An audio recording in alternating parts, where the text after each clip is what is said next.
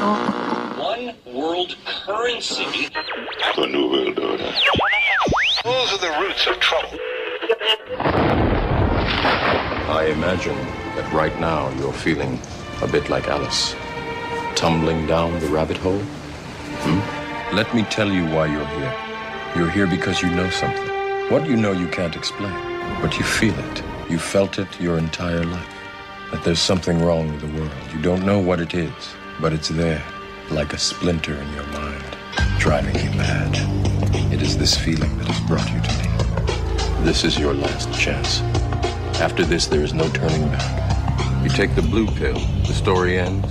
You wake up in your bed and believe whatever you want to believe. You take the red pill, you stay in Wonderland, and I show you how deep the rabbit hole goes. All I'm offering is the truth, nothing more. For we are opposed around the world by a monolithic and ruthless conspiracy that relies primarily on covert means for expanding its sphere of influence, on infiltration instead of invasion, on subversion instead of elections, on intimidation instead of free choice, on guerrillas by night instead of armies by day. It is a system which has conscripted vast human and material resources into the building of a tightly knit, highly efficient machine that combines military, diplomatic, intelligence, economic, scientific, and political operations. Its preparations are concealed, not published. Its mistakes are buried, not headlined. Its dissenters are silenced, not praised. No expenditure is questioned, no rumor is printed, no secret is revealed. But I am asking your help in the tremendous task of informing and alerting the American people. And now, welcome to another episode of Down the Rabbit Hole. Here's your host from federaljack.com. It's Popeye. Ladies and gentlemen, welcome to this Friday edition of Down the Rabbit Hole. It is another live edition, as usual, here on the Orion Talk Radio Network. I want to thank everybody for tuning in tonight. I want to give a big shout out before I even start off, because I'm going to get right into it with my guest, and we're just going to go off. So before I get into it, I want to give a big shout out to Baconator in the chat room. I want to say thank you very much. I got your envelope today. It means a lot that you're willing to help out in any way, shape, or form you can. So thank you very much. Bravo, Zulu. All right, getting back into it, ladies and gentlemen, I am bringing on my guest from last week, Mr. Mark Passio, because we did not have enough time to finish up our conversation last Friday. So Mark agreed to come back on, and we are pretty much going to pick up where we left off. And we're going to recap a little bit for anybody that maybe wasn't here. And the subject that we were getting into in depth was true freedom. What exactly is true freedom? So let's welcome back to the show, ladies and gentlemen, truth seeker, radio show host, and my friend, Mark Passio. Welcome back, Mark. Popeye, it's a pleasure, as always, to be here. I got to tell you, man, last week's show, not only was it a great show, but we ended up conversing until about 3 a.m. off. Yes.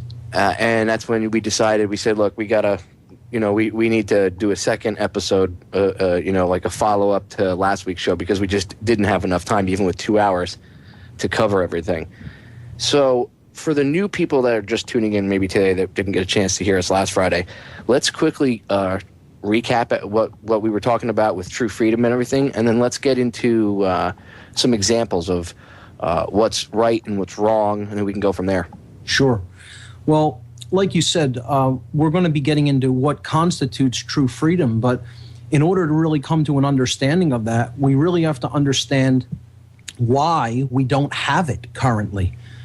Any system that we're going to be looking into regarding why we are enslaved, that's where getting to freedom has to start. You have to understand why we're in the current negative conditions that we're in now. And most people agree that there's a problem. They agree that they're in a condition that they don't want to be present.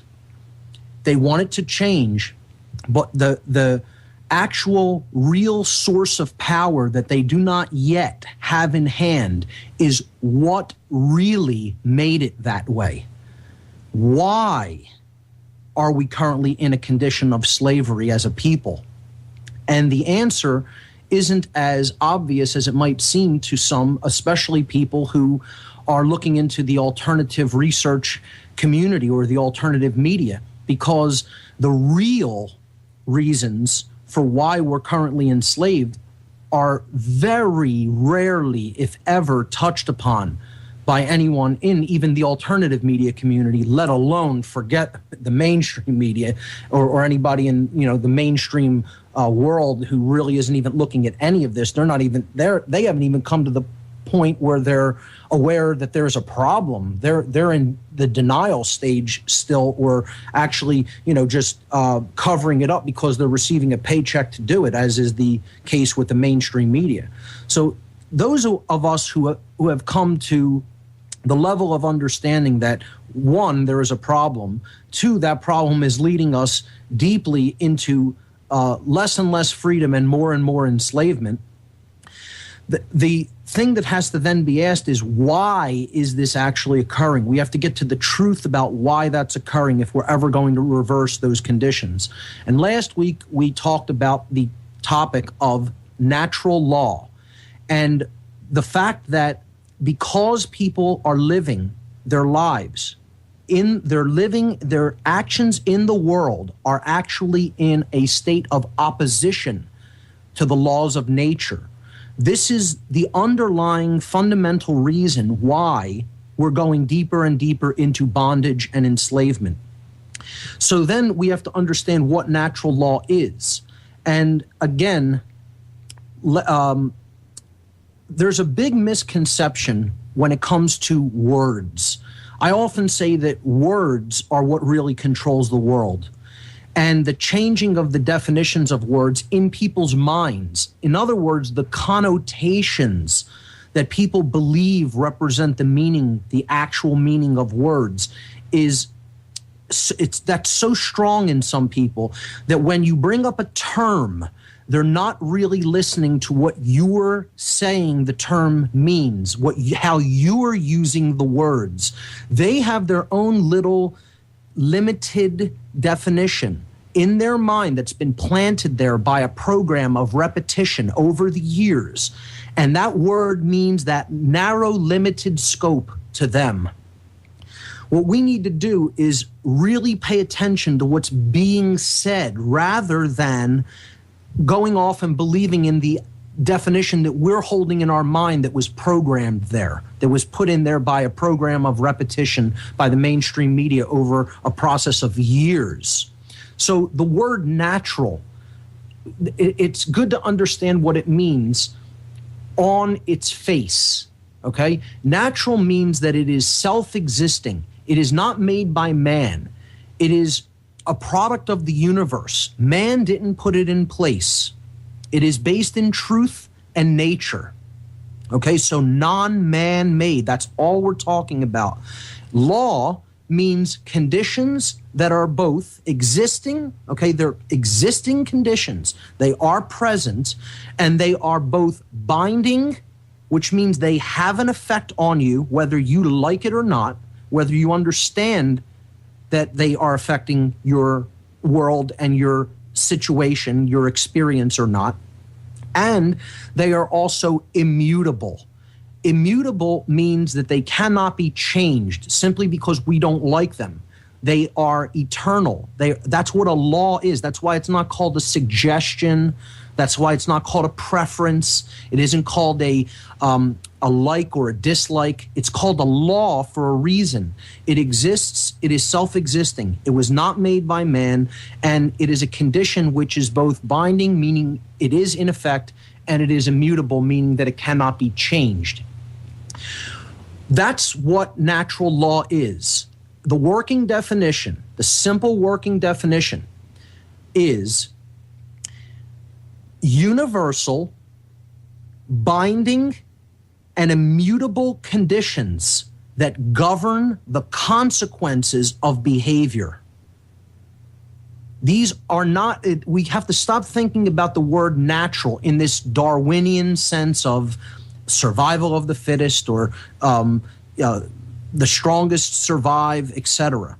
This is not the law of the jungle. When we're talking about the word natural, it simply means non-man-made.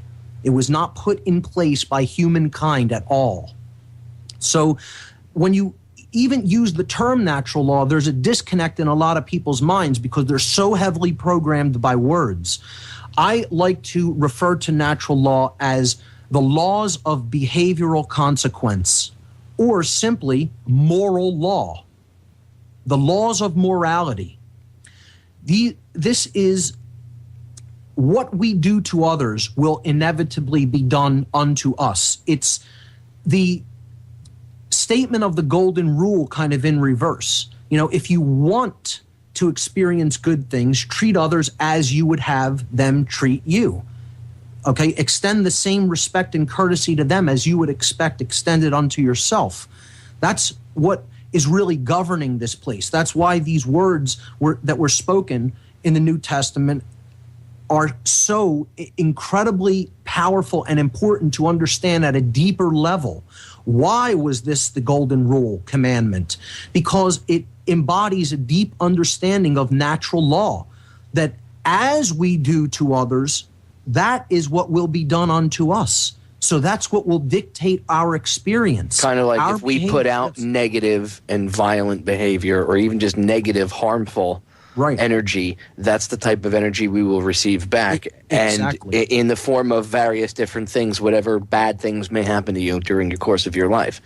So what you're saying, Mark, is that a lot of the bad things that happen to people, actually, people cause themselves without even realizing it. But we can't limit that understanding to a microcosmic definition of that, because that gives people the false New Agey idea that they are creating their reality by themselves. That's not the case. This is a quantum effect. The word quantum means amount. In other words, as more people do these negative behaviors and support them and don't say no to them, the society at a macrocosmic level is going to be degenerating at a faster and faster rate. It's a quantum effect that is built up, and it's comprised of the individual's behaviors throughout any given society, any given entire group of people, an entire species living on a planet. As the individual members choose poorly, make poor decisions, and are engaged in behaviors that are in opposition to natural law truths, to natural law consequences, they're going to be generating for the entire society, for the whole, results that no one really wants in place and doesn't want in their lives. They want to be free of these types of suffering, but in effect, the entire society, because of their ignorance of the principles of natural law, is generating them in great abundance. And we're going to look at these behaviors in more detail tonight as we try to get a little bit more in depth of what constitutes right and wrong. The problem is people don't really understand what rights are. They don't really understand what rights are at a deep level. And this is profoundly sad. That this is how degenerated human consciousness has become, that we don't understand what we do have the right to do and what we don't have the right to do. And man's law has nothing to do with this. This has to do Mark, with... I want to stop you for a second, because I want to interject something. I notice, and I do it myself, we are all controlled by this word magic that is used on us, meaning the real true meaning of words being reversed and then put into the mainstream, as it were. And I hear people all the time, even on TV, you see the news using words in the completely wrong context.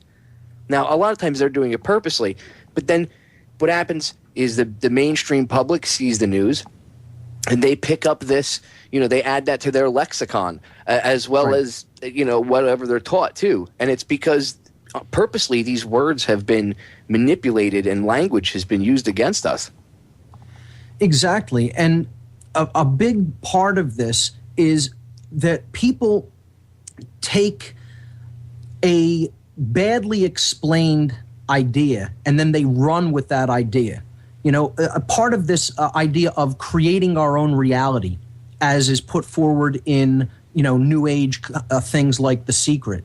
It isn't that one individual is creating their own personal reality.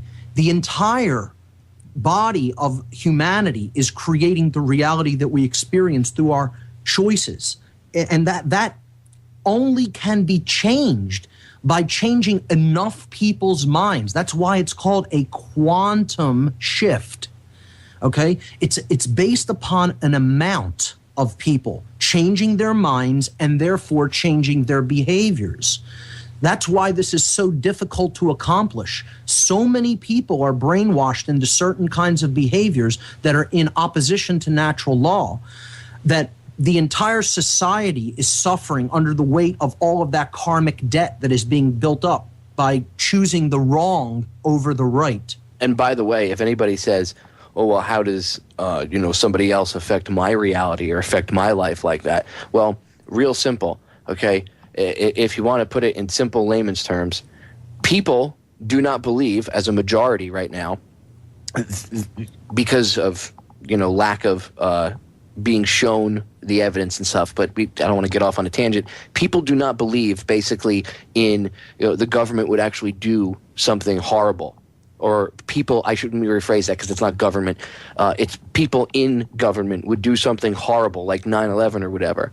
So part of the reason when people say, well, why haven't these people been brought to justice? It's because the collective hasn't accepted the facts of 9/11. Many people still buy into the BS.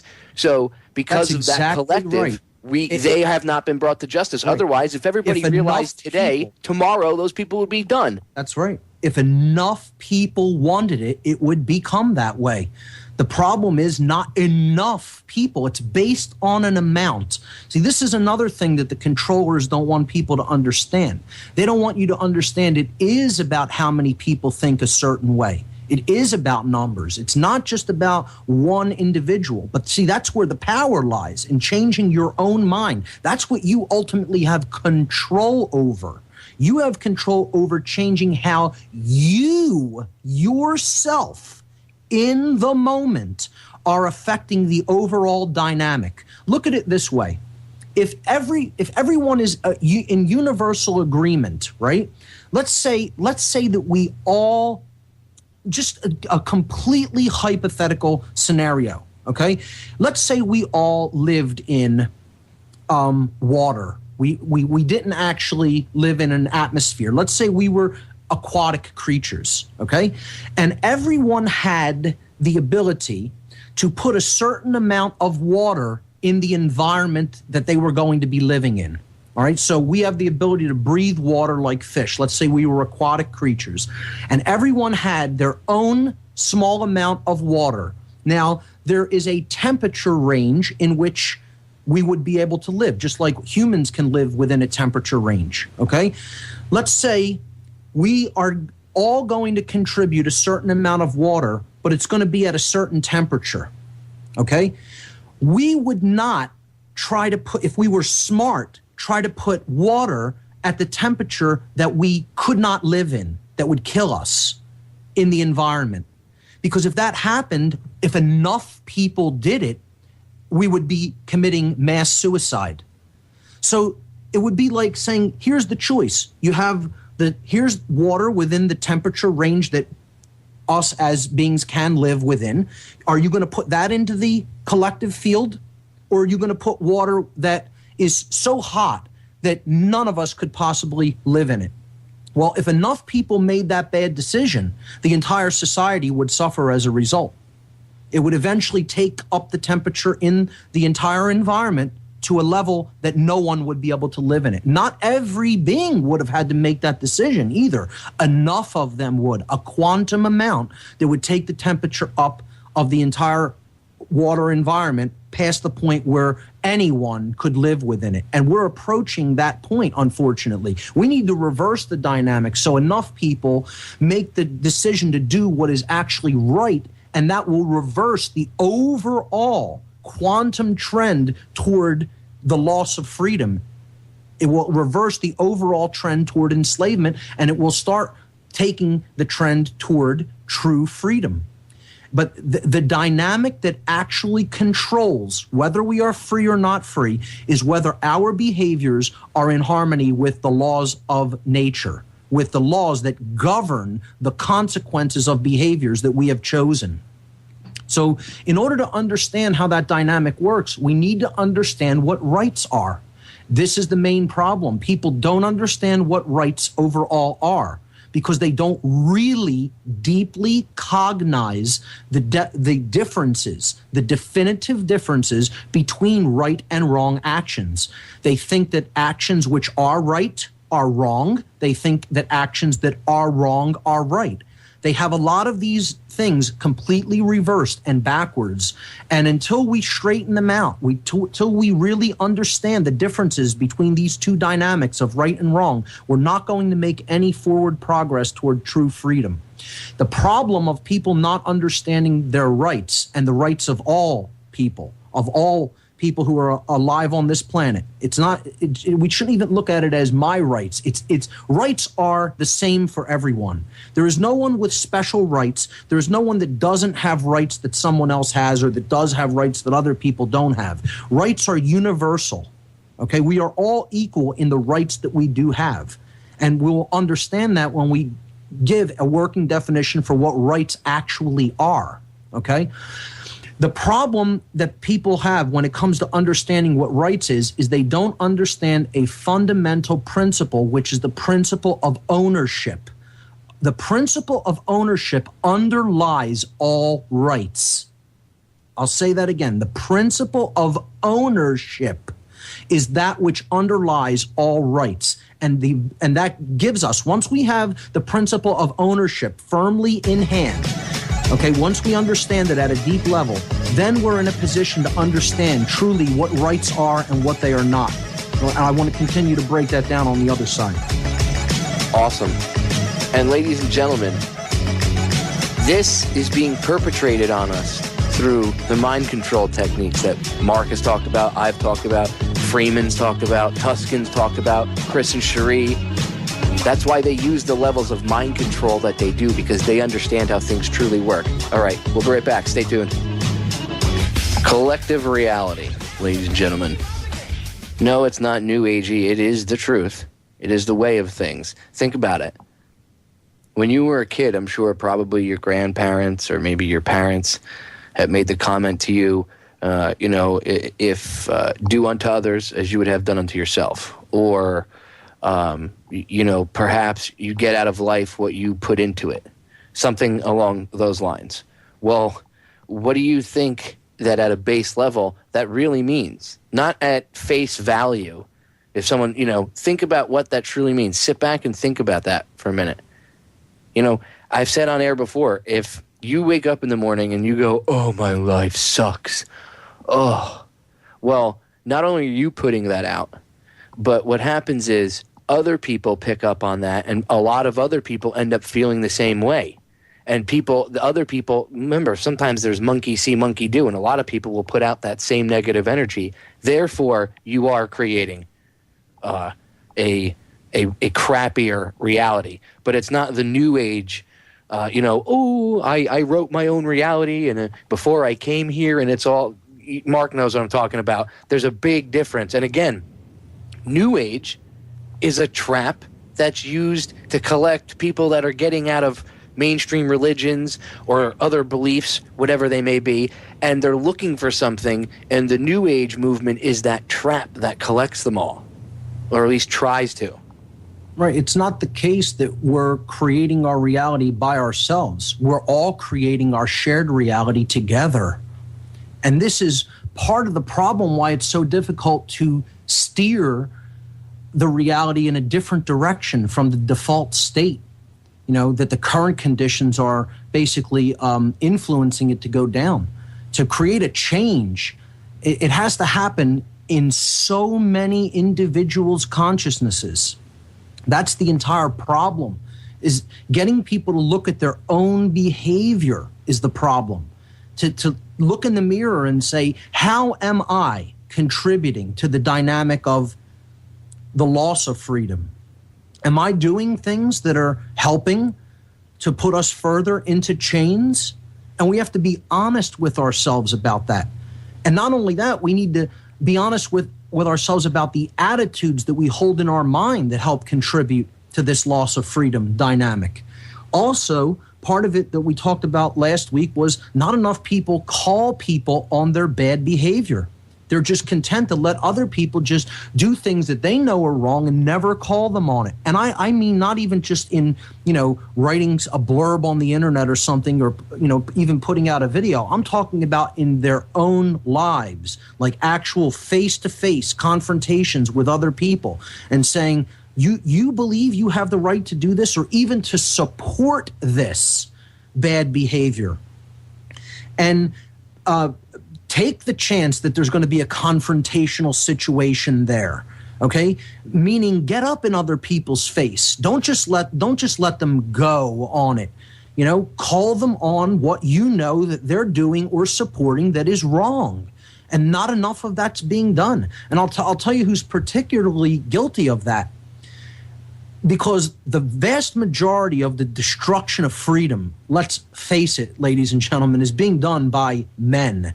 It is being done by males of the human species. They are the soldiers, they are most of the police who are actually taking the actions that lead to a loss of freedom. Their wives, their mothers, their sisters, their daughters, who have profound influence in many cases over their emotions and actions, if they do have any emotions, if they're not actual complete psychopaths, if they still have some connection to emotion at all within them. The problem is that the women in their lives, in many cases, do not call them on their bullshit. And they continue to allow all of their bad behaviors just because they're bringing in a paycheck, or they're helping, put food on the table, or they're, through the money that they receive for doing these immoral deeds, they're creating stability within their family unit. Because many of these people care about is their own little dynamic, their own little situation, their own little world. As long as I have a roof over my head, I have clothes, I have a place to live, I have food on my table, screw everybody else. I'm not interested in what happens with them. I don't care if that person's rights were abused. I don't care if this person's liberty was tread all over. But the thing that they don't see is that it's their freedom that's being destroyed. You can't do something to one person and not really have it ripple and affect everyone else. We're all connected at a fundamental level. And as one suffers, all suffer. As one is being abused, all are being abused. As one's freedom is being taken away, everyone's freedom is being taken away. This is the problem in the so-called freedom movement, which I now call the My Freedom movement. Everybody wants their own freedom. But they're not concerned with the abuses that are going on in other parts of the world. They're not concerned with abuses going on with other people. They're not concerned with the abuses of the animal kingdom. They're only concerned about their own situation. And I'm going to tell you this, it's never going to get done. True freedom is never going to be built at that level of selfishness, because that is base consciousness. And base consciousness is only going to bring about more base consciousness. And that means you're contributing to the dynamic of chaos and enslavement. You are not contributing to the dynamic of order and freedom if you're in that state of me consciousness. It's all about me first, and I'm not worried about what's happening to anybody else. This is the exact dynamic that is driving the move toward totalitarianism and enslavement. And again, that's based on the lack of understanding of what's right and what's wrong, and the lack of understanding of what we own and what we do not own. Ownership plays into this in a big way. So let's look at what right and wrong actually are. These are objective things. They're not subjective. And this isn't because I say that it is. I'm happening to relay information This has absolutely nothing to do with me. It's not a belief system at all. I don't have any belief systems. It either something is or it is not. It is true or it is not true. It is A or B, okay? It's light or dark. There's no gray area when it comes to right and wrong. Right and wrong are objective realities that exist independent of our perception of them. It exists completely independently of how we feel about them. It's not based on our beliefs. It's not based on our likes, our dislikes, our comfort levels, or even our understanding. These are self-existing, natural, inherent principles that are built into creation itself. And whether anybody likes that or not, that happens to be the case. And it's not the case because I say it's the case. Okay, this is a complete logical fallacy when people hear a statement being made that's true. 2 + 2 is 4. Gravity is in operation on the planet Earth. Okay, you exist in a 1G gravitational field as long as you're on the surface of the Earth. That happens to be true, regardless of who's saying it. 2 + 2 is 4, regardless of who is saying it. Okay, and it doesn't make a difference whether you like that, dislike it, are comfortable with it or not. It happens to be the case. That's what is. Right and wrong are what is. What is. People have a problem with that. The entire problem is people have a problem with things being true. Solipsism reigns in many people's minds. The idea that there is no objective truth and that it's all about perception and that perception is what reality is. And nothing could be farther from the truth. Perception is not reality. It needs to be our goal to bring our perceptions into alignment with reality. And when we do that, then we're going to become free. Then we're going to develop true knowledge about universal laws that are henceforth largely have gone unseen. And we're going to actually come to know them. And then we're going to be able to live in harmony with those laws and stop creating all this self-inflicted suffering that we've been making for ourselves. So right and wrong, let's define what they are. Right is that which we may do because any action in it, based in it, does not result in harm to other beings. That which we may do because actions based in it do not result in harms to other sentient beings. That's it. It's based in truth. It is based in morality, in natural law. It is all about, see, why do we think the word, let's bring it back to the power of words. Why do we use the same word, the word right, to mean both correct and moral? He gave the correct answer. He was right. He did the moral thing. He did the right thing. This word right is used interchangeably to mean both correct and moral because they're the same thing. If we are basing our actions in what is, in truth, and we are basing it in natural law, which is morality, the moral laws that govern the universe, then that's what right is. Then the action is right. Let me ask you this. Yes. And I saw this yesterday, and I thought about this very conversation, and I'm glad I remembered it while you were talking. A woman yesterday, okay, won the right to end her life on her own terms because she's got like some debilitating disease. I think it's she won that right. Oh, that can be granted. Yes, in court. Wow. Right. I thought you that would really piss you off. That's phenomenal. So how lucky she is. Yeah. Now let me ask you this: what do you think that the court system is? Do you think that they're saying yes, it's her, as in like it's correct, it's not morally wrong for her to end her life on her own terms? That's what they ruled on. Is that yes, it's not morally wrong?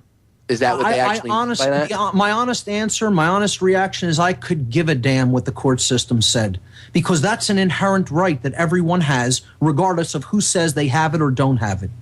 So it's completely irrelevant to me what any court states because man's law is not truth. Cosmic law is truth. I don't believe in man's law. Man's law is an illusion. Whether it's in alignment with natural law or not, it has nothing to do. Natural law has nothing to do with what men say. It has nothing to do with what I say. Okay? It's either you understand that this is an operation or you do not. You recognize these principles that are inherent to creation, or you don't, and as a result, you suffer. It's like living completely in ignorance of the physical realities that are around us. You don't want to acknowledge the laws of momentum and mass. So go ahead and step out in the middle of a street when a tractor trailer is coming down the block and find out what happens. You know, this is the same thing we're doing on a cosmic scale when it comes to natural law, because we're behaving in ways that are completely in contradiction to it, and we're getting ready to get smacked with that big truck because we won't align our consciousness to that which is. It has nothing to do with what people say. It has everything to do with what's already in existence that man did not put there. And that's a process of discovery, not belief. It doesn't hinge upon the belief in anything that anyone says. It's all about finding out and knowing and discovering it for yourself. You know that gravity is in operation. It's not a belief system. You know it. To even ask somebody, do you believe in gravity? They'd look at you like you were crazy for asking that question, because gravity is not about believing in it. It's a law that's in place. It's an operation. You're bound by it. It's going to have an effect in your life. And if you ignore it, you're going to suffer as a result. The same thing is true with these laws. That's a real important, I don't know if that could be stressed enough, that fact that there's a huge difference between fact and the way things are and someone's belief in the way things are. You know, it's like I could believe that some people don't believe that there's any radiation coming over from Fukushima. Oh. Okay? There's a ton of it. Now, it's coming over whether you believe in it or not. Right. So it's going to affect you so much. Yeah, well, that's just a physical manifestation I wanted to throw out there in case anybody was trying to visualize it. People want to play God. Let's cut to the bottom line and call it what it is. People think that they can play God by just stating this is how it is. Okay, and that's the exact opposite of what I'm trying to explain to people. That's what you need to stop doing.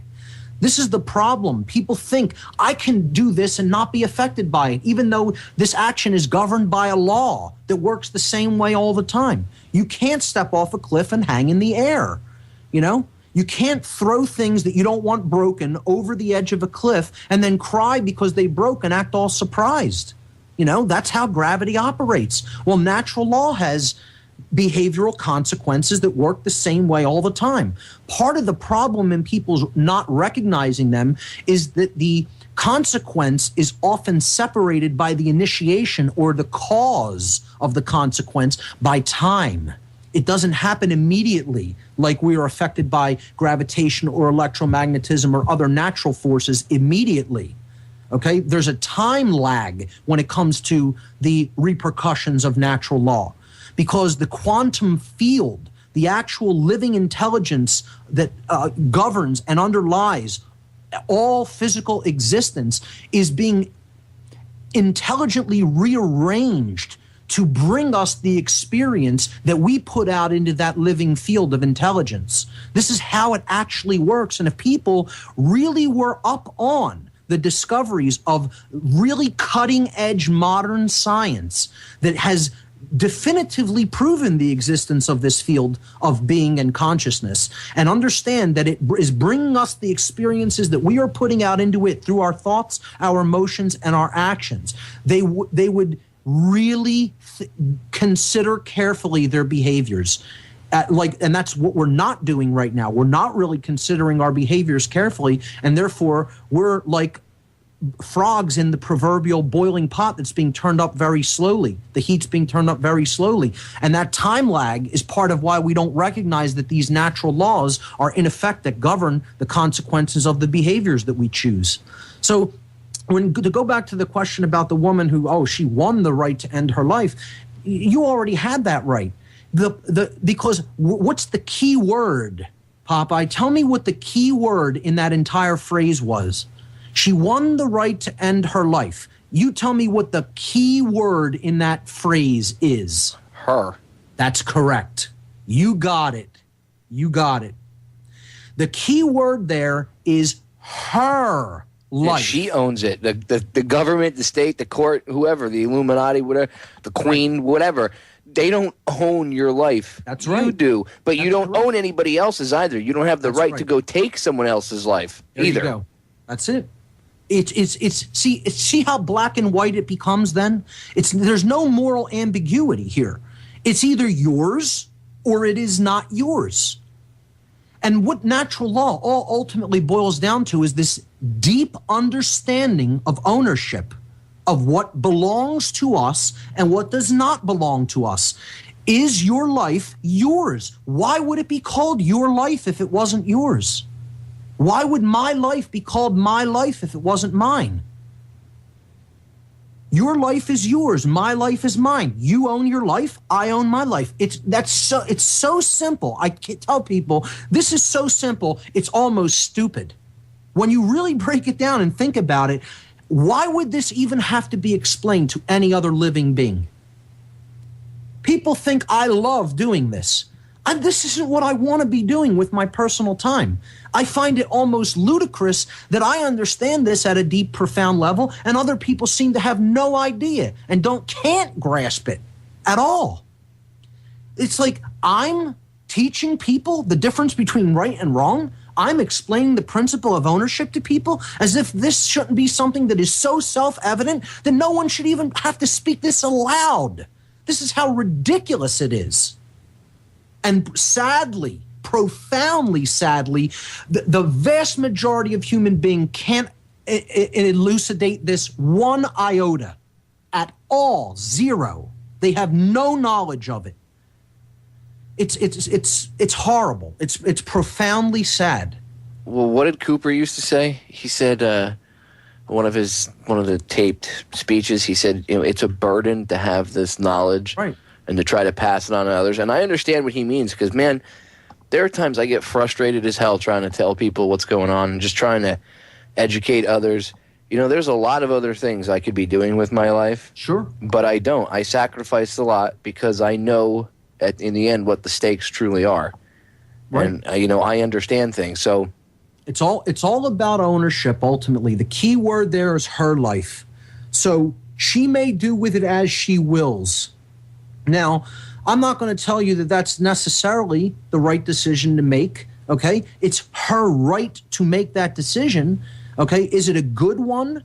Well, if she felt that she was suffering, there was no recourse, she has every right to make that decision, okay? I tend to not favor the suicide approach or taking your own life. I tend to look at that as something that is generally cosmically frowned upon. I think the experiences that we have here, we're meant to go through them. We kind of, at some fundamental level of being, wanted to be here, wanted to have some of this experience. I don't know if we wanted it to go into the extreme that it seems to be heading, or if we planned for that. But I think part of us at a deep level, is here to experience that which this realm throws at us, okay? And I don't look at it as taking yourself out of the picture as really part of what you should be doing. Is it your right to do that? You own your life. Yes, you have the right to say when you will die. I look at it like that's each individual's choice. When they want to do that, if they want to do that, that's their decision to make because that's something that belongs to them. Their life is theirs. My life is mine. I wouldn't favor suicide. But then again, hey, conditions change. What if I developed some debilitating disease that life was such a burden and such a hardship that I was in continual pain? Maybe my outlook on that would change personally. I know I would hate it if I developed some kind of a mental condition or disease that I was not able to use my mind properly. That would be almost intolerable to me because this is part of what I do on a day-to-day basis. Think, philosophize, discuss, keep my mind sharp, talk about ideas, high-minded ideas. And if I wasn't able to do that, then perhaps the condition of just physically existing in a body would become unbearable to me, and I might want to take myself out and go on to a different but that would be your freaking right to choose whether or not you wanted to do so, and it wouldn't be the state's right or anybody else's right, even if it affected them emotionally. It doesn't matter. It's your right. It's your body. It's your life. Mark, I'm going to cut us off because we're coming up on a break. Ladies and gentlemen, stay tuned. We'll be back with hour number 2 in a few minutes. Don't go anywhere. Ladies and gentlemen, we are back with hour number 2 here on tonight's live edition of Down the Rabbit Hole. I am your host, Popeye from FederalJack.com, hanging out tonight with fellow radio show host, researcher, and good friend, Mark Passio. And Mark and I have been talking True Freedom, a topic that we started last week. And obviously there's just too much to cover, so a single 2-hour show wouldn't do. So Mark was kind enough to come back on tonight and delve a little deeper into it. And there's something that I want to, bring up before we forget to mention this, because this is probably one of the hardest things for people to get in touch with or actually figure out, look for, whatever you want to call it, and that is causality. What is causality? It is the why of things. Why things are the way they are. Why things happen. To put it in perspective, in case, some people, I think most people are intelligent enough to understand that. But if you're not, causality, you could look at it like, if you get up in the middle of the night and you smash your pinky toe into the end table, what was the causality of that? Well, you didn't have a nightlight and you were half asleep and you were disoriented, so that happens. That's the causality of it. So I hope that clears it up a little bit. Now, Mark, causality. A lot of people don't realize that it's not just the why of things that go on around them, but also inside themselves. Like, people don't want to, we were talking about this during the break, people get emotional and visceral reactions to some of the topics that you and I are talking about. And It's because they don't want to, subconsciously, not even, without even realizing it, you do it. I catch myself doing it. You don't want to, or the people don't want to, they don't want to admit that, yes, that is the problem. And part of that is because when they look at something like that, and they have an emotional reaction to it, it's because they see that very thing that they don't like inside themselves, and they don't want to face it, because it is harder to face your own inner demons and deal with them than it is to just project it out onto somebody else and then attack that. It's really easy to point the finger outside of oneself and say, that's the problem. But it's very difficult to turn that finger around and point it back at yourself. Take a look in the mirror and say, how am I contributing to this dynamic which I don't like and that I don't want happening? Okay? And this is all about causality. It's all about the law of cause and effect. We have to understand that effects in the realm of manifestation, in the manifested material world, are always preceded by causes. Things don't just happen. They have causes that drive them, okay, that put them into manifestation.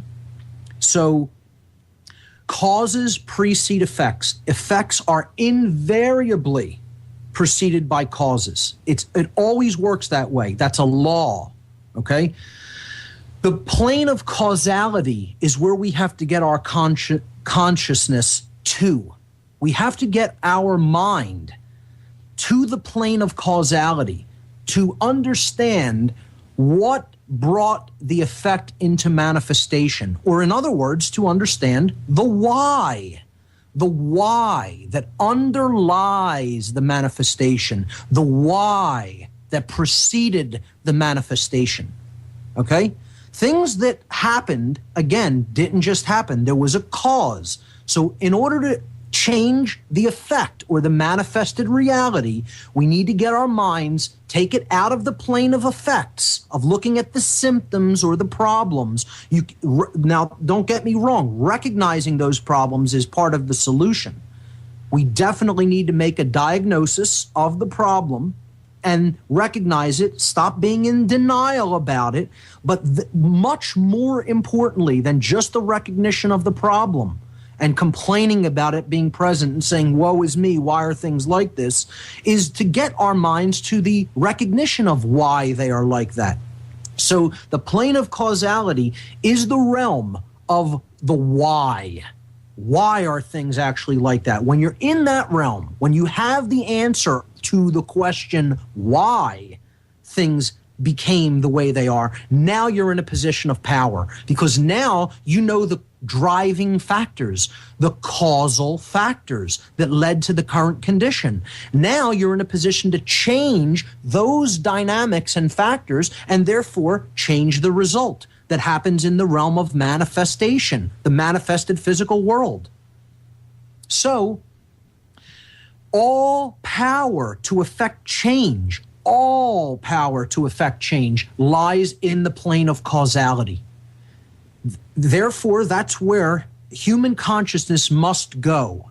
Unfortunately, it seems to be stalled or stuck at looking at the effects, at seeing the effects and then crying in our milk about it. And, thinking there's nothing we can do and woe is us, this stuff happens to us. When in effect, we're really doing it all to ourselves through our choices and our behaviors. We're creating this all together.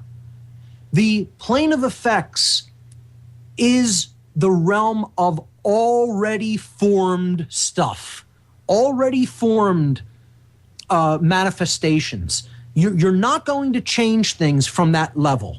That's, again, what they call the old phrase of, we're going to rearrange the furniture on the deck of the Titanic. You're not getting to the causal level. You want to change that result? You have to make sure that the Titanic does not slice into the go into the iceberg, and the iceberg doesn't slice through its hull. Then you don't have to worry about the negative repercussions that follow, because you changed it from the realm of causes. The Titanic sank because of that iceberg hitting into the iceberg. So looking at things simply from the plane of effects, there's no power there. You're just describing the symptoms. And if you try to just rearrange things at that level, all you're doing is you're trying to treat the symptom. And we all know that doesn't work. You have to get to the cause of the illness or the state of imbalance and treat it from there. So that's how causality works. But what we need to understand is more about the why, about why this is happening. So again, this is all about choices that are not in harmony with natural law or with morality. They're not in harmony with objective right and wrong, and actively, willfully choosing the right over the wrong.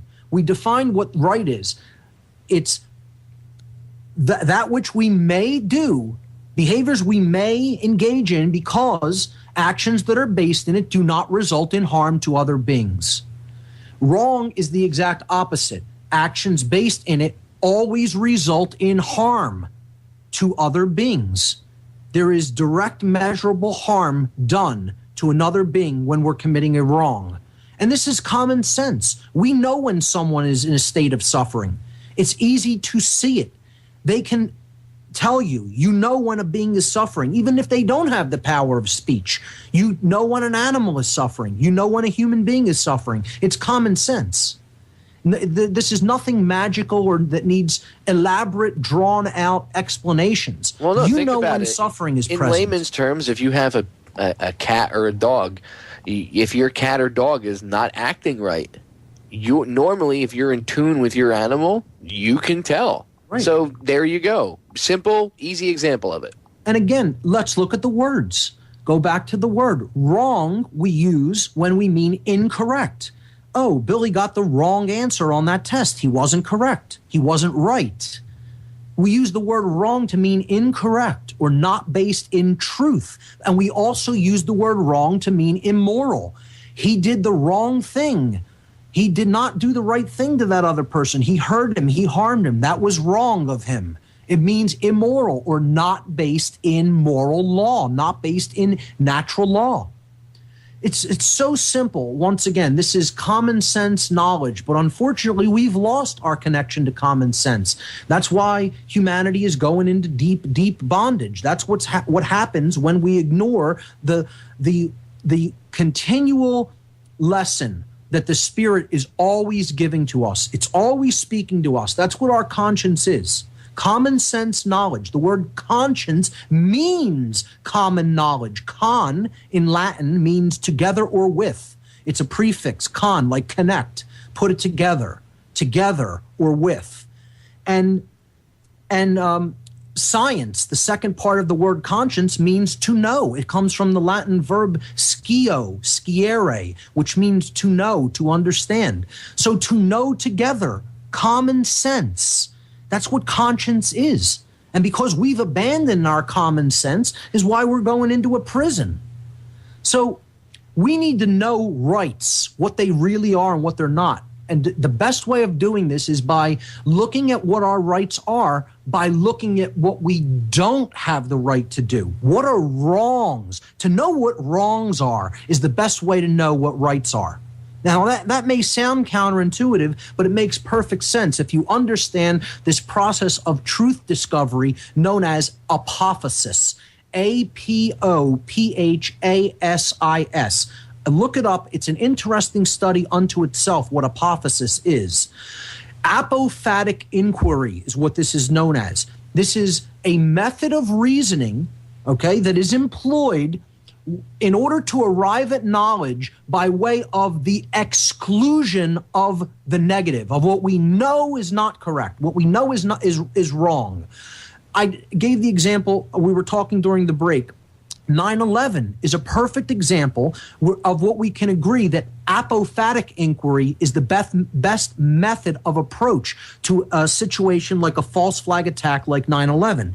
We may not 100% definitively know what actually did occur on 9/11, but we certainly can rule out what did not occur. We know that the official story is complete bunk. We can prove that. We're all generally in agreement about that. The infighting when it comes to 9/11 truth is all about different theories of what actually did happen. When we look at things in the apophatic sense, we're saying this definitely is not the truth. I can prove this is not the truth. So that's what we have to do about rights. We have to say, I know that this is wrong. I know that this is an action which causes suffering. And then I need to withdraw from it and say, I'm not going to do that. I need to say no to it, which is what apophasis also means. Okay, so apophasis is describing what something is by explaining what it is not. And it also, in its actual etymology, it means to say no. That's what the word actually means. So you're saying no to a wrong. You're saying no to falsity. Apophatic inquiry is saying, I know this is false, so I'm ruling it out and I'm saying no to it. And then through that process, we keep doing that and doing it, and we come to know what actually is the truth. The writer Arthur Conan Doyle put apophasis like this. He said, once you eliminate the impossible, whatever remains, no matter how improbable, must be the truth. That's how he worded it. This is a way of looking at apophasis, or affirmation through negation. And of course, in case people don't know who Sir Arthur Conan Doyle was, he's the guy that wrote Sherlock Holmes. Right. So again, read books. Stop watching television and you'll learn. Sorry, Mark, I had to interject. So it's best to know our rights in the apophatic sense, to know which actions are not rights because they cause harm, because they're engaged in the natural law transgressions. These are the things that cause harm, harmful actions. They're the cause of harm. So we looked at these last week. I'll reiterate them. They are the four overarching natural law transgressions are murder, rape, theft, and trespass. Now, a lot of other ones can fall under these four banners, but in general, these are the four overarching natural law transgressions.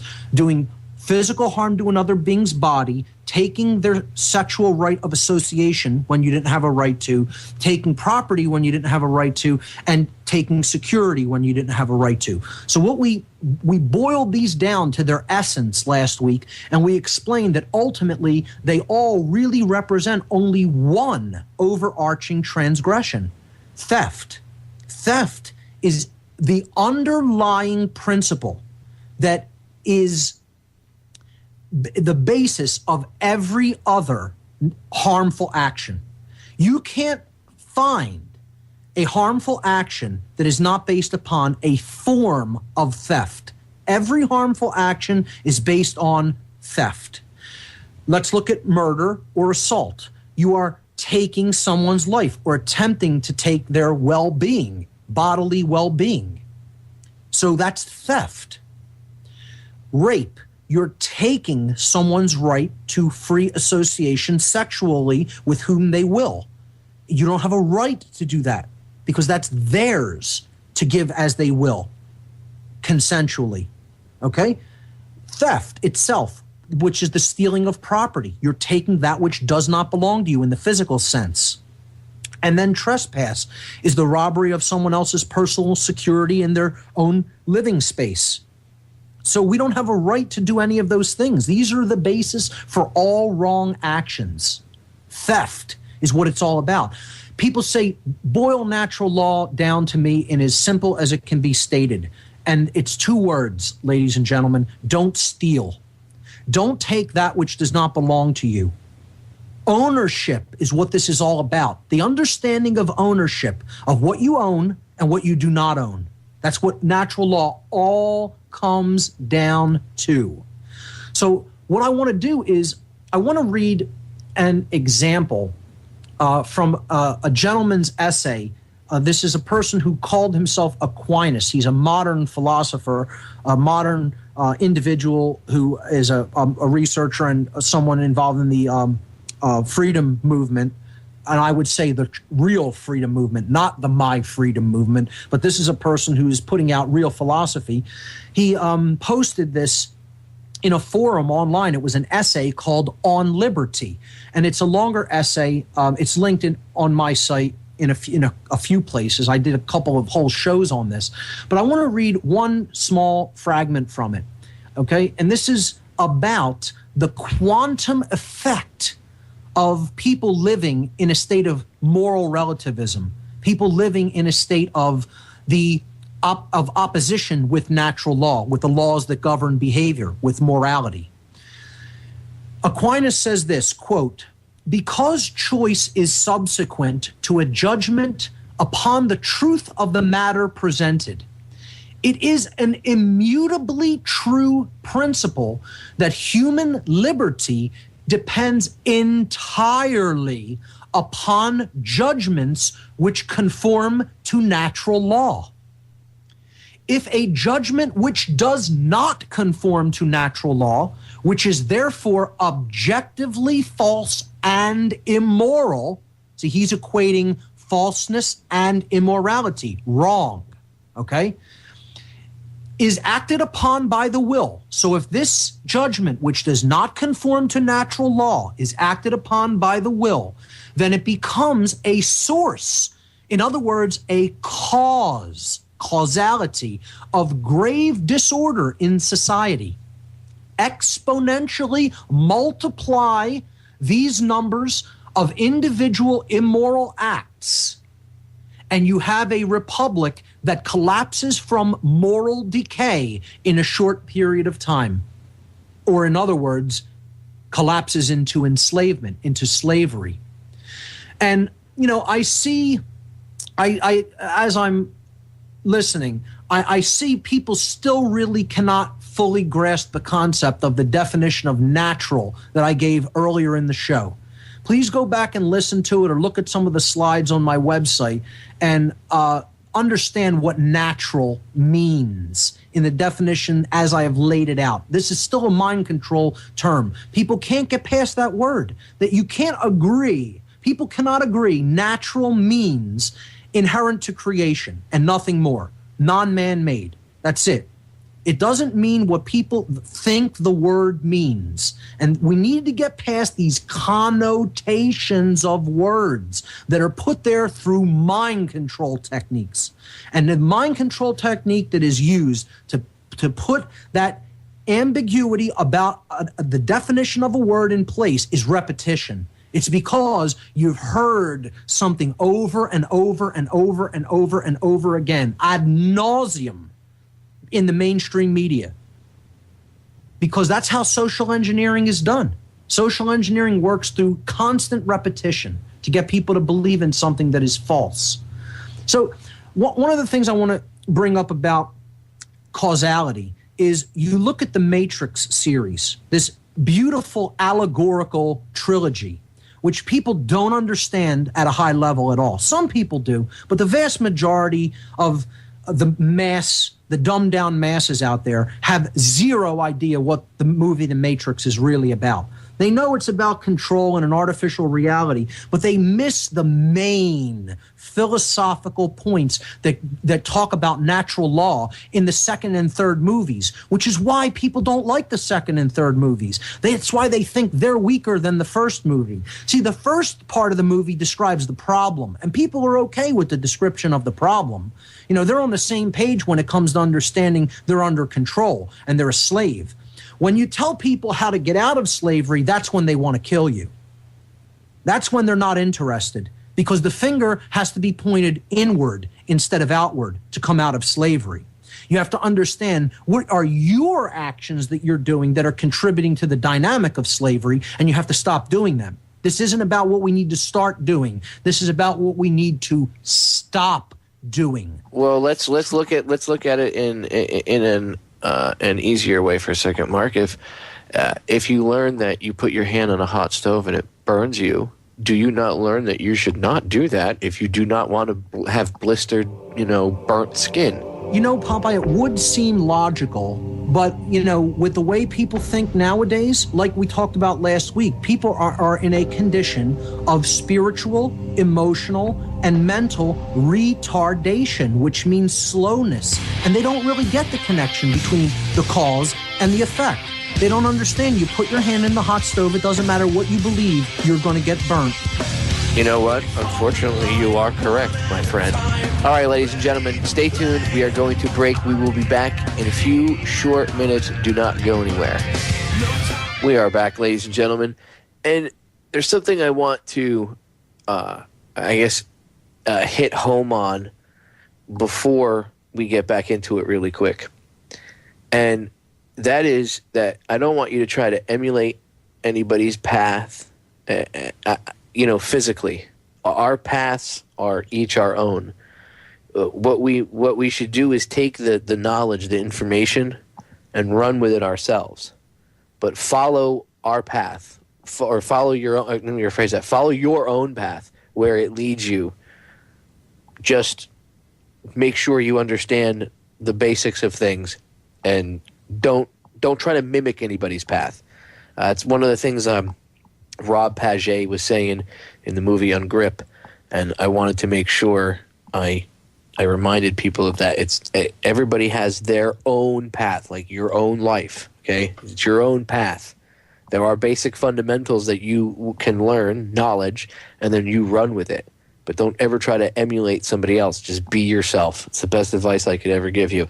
Now, Mark, going into the break before we got cut off, we were discussing The Matrix and the three movies themselves. I knew the first one had, I knew all three of them were kind of allegories, but I never realized the full depth of the second two until actually you posted something one day on Facebook, and I saw it and I looked at it and I was like, oh wow. And I started to think about it, and I was like, I need to go back and watch the second two, because I knew the first one was full of a lot of different things. But this, I always thought the second two were kind of like contractual with the studio, and that's why I didn't get them when they first came out myself. And just hearing you bring it up, and then tonight reminded me of what I saw on what you posted on Facebook. And I know you wanted to actually read a part from, I think it was the second one. So go ahead. The floor is yours. Well, yeah, the first allegory is about the system of control itself. It describes the problem. It also shows you that you have to be the one to step up and confront the problem. Part two is all about the why. It's all about what caused the problem, why that problem is present. This is why people don't like the second and third movies, because part two explains the contributing factors to the dynamic of the control system, to the enslavement system, is a lot of those contributing factors are coming from our own actions. And we don't even see that. So like you said, at a subconscious level, people understand that's what this allegory is about, and that's why they don't want to look at it, because that is explaining to them that they need to change something about their own behavior. It's okay to talk about this massive control system governed by, some untouchable elite, quote unquote, but when you talk about that your complicity with that system is what's driving the entire dynamic, no one wants to hear that. Part 3 is all about the effort of will and a continual renewal of that will. How that incredible willpower is going to be required, and we're going to have to make a continual reaffirmation of the choice to fight on the side of truth if we're going to get out of this, and often perhaps have to sacrifice things that we would have rather done to work toward truth and freedom.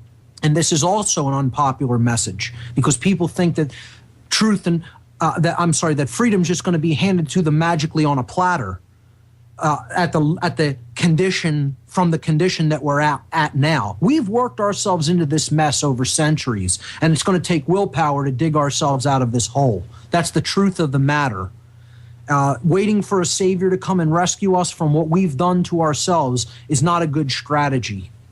This is about changing our own behaviors and using our willpower to climb out of the hole that we ourselves dug. No one else put us into this mess. So the scene in The Matrix #2 really explains the fundamental reason for the current condition that humanity exists in. This is the scene where the heroes of the movie, the Trinity of heroes, which is Neo, Morpheus, and Trinity, they represent thought, emotion, and action. These 3 heroes are meeting with one of the, quote, high-level elites, the Merovingian. This is an ancient bloodline, an ancient elitist bloodline, an occult bloodline, for that matter, the Merovingian. He represents the power structure at a high level. He's one of the dark occultists, you could say. He's a power broker. And they're going to him because they're looking for a character called the key maker. See, this is an allegory using computer terms. So what is a key maker in computer terms? Well, it's a serial number generator that cracks the code of a program and lets you in. You want to get out of this program, you need the key. You need the key to the prison door. The key maker is the one who can make all the keys to get you out of whatever problem that you're in, whatever situation you're trapped in. So it's the solution is what the key maker represents. He's the way to the solution. And the Merovingian is mocking the heroes in this scene. And I encourage everyone to go and watch this again if you haven't already seen it. But watch it again with fresh eyes once you understand the allegory. So I'll read the gist of this scene to people. Morpheus says to the Merovingian, "You know why we are here." And the Merovingian replies to Morpheus, he says, "I'm a trafficker of information. I know everything I can. The question is, do you know why you are here? Do you know why you're in a condition of enslavement?" He doesn't say that, but I'm saying that. See, that's what he's really saying to the heroes. He's mocking them. He's saying, yeah, I know why you're here. You're looking for the key maker, but do you really know why you're here? Why are you in this mess? Why are you in this condition? Morpheus says, we're looking for the key maker. And the Merovingian replies, yes, it's true, the key maker, of course. But this is not a reason. This is not a why. The key maker himself, his very nature, is a means, not an end. And so to look for him is to be looking for a means to do what? And Neo replies, you know the answer to that question. And the Merovingian says, but do you? You think you do, but you do not. You are here because you were sent here. You were told to come here, and then you obeyed.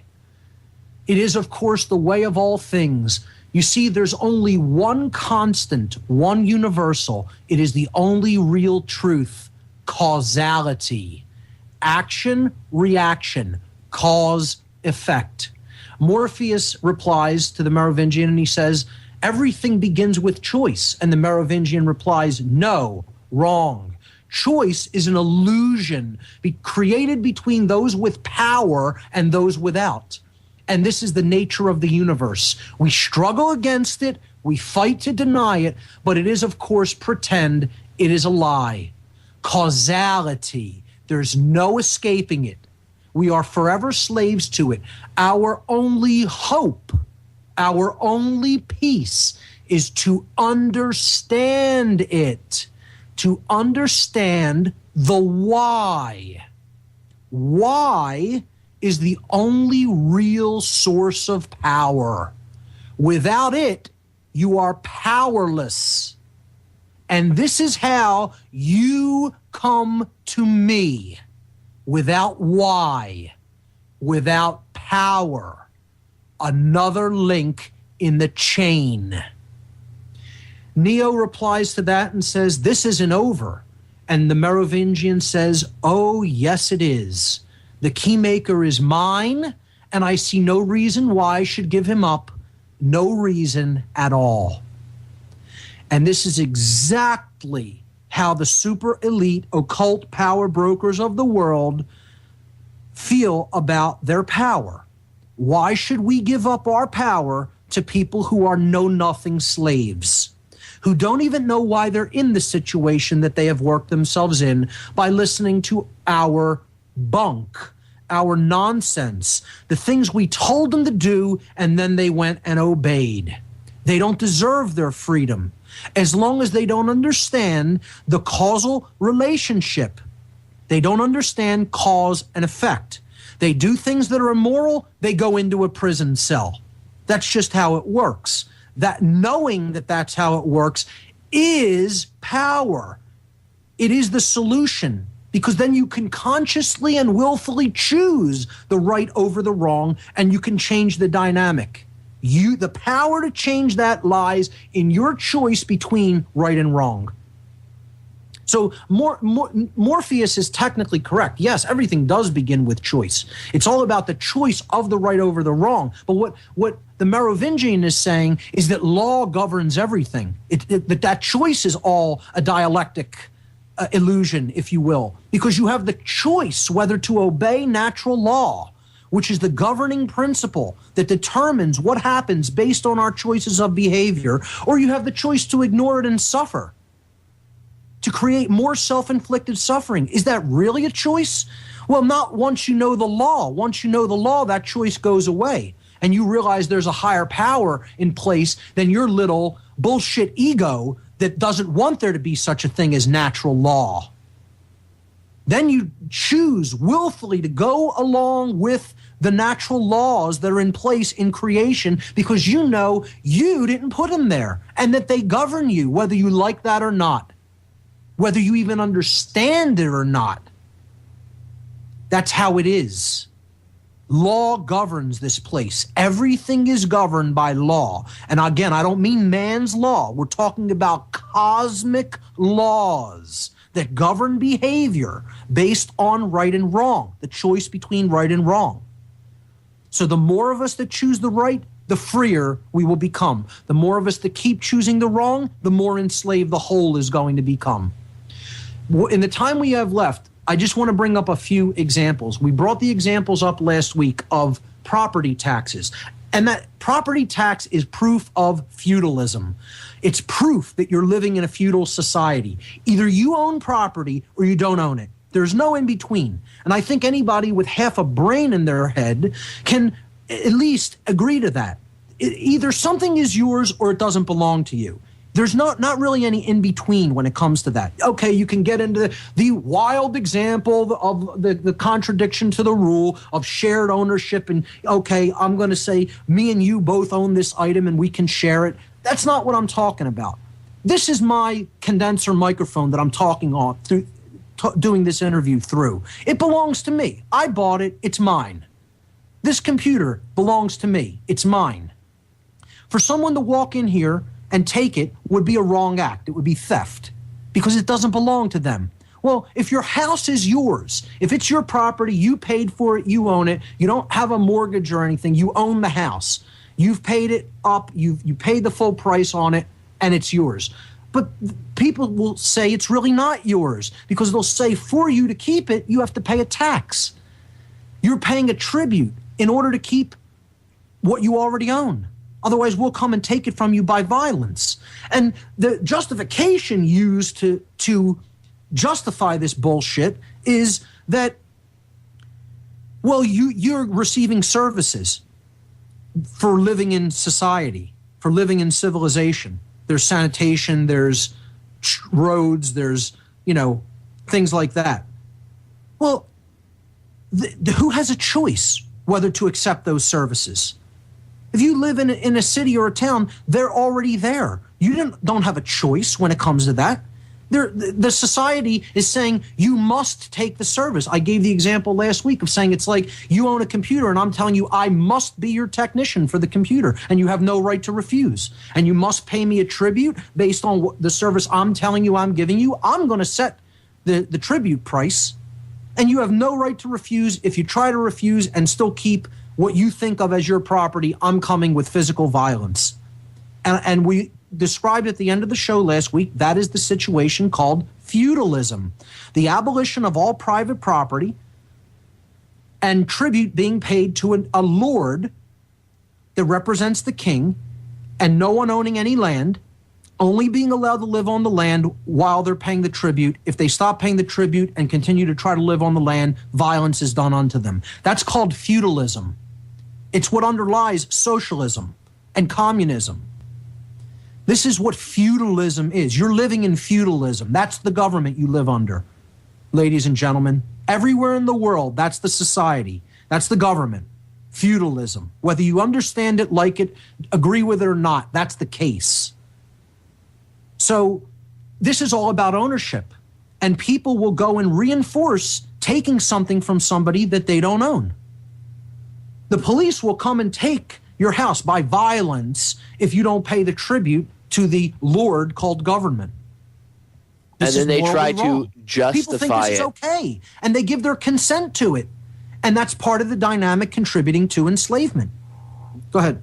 They try to justify it, too. They try to say that, oh, I'm a police officer, I have the power of the law.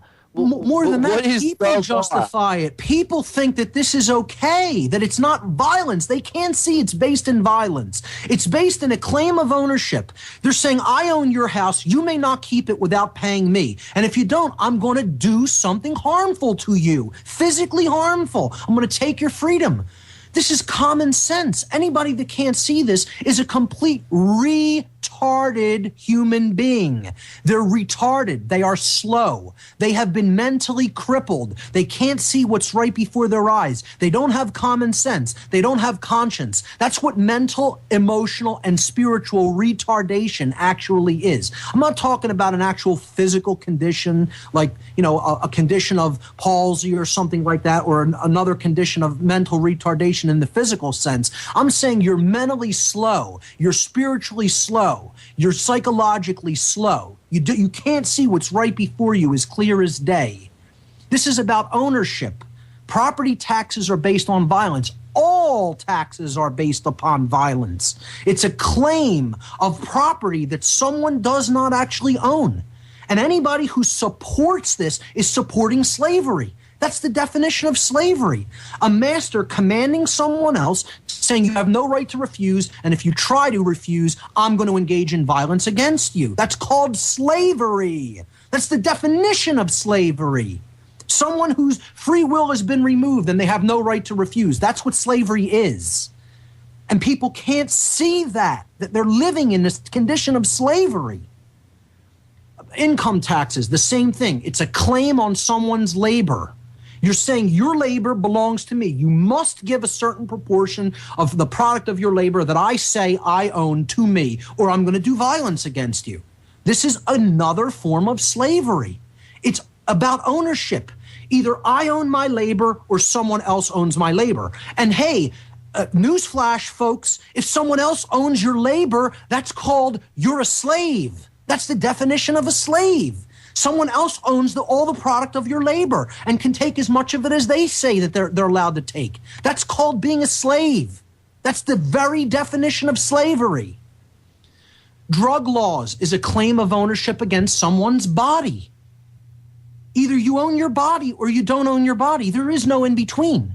If someone else can make a claim of ownership against your body and say, you may or may not put this into it.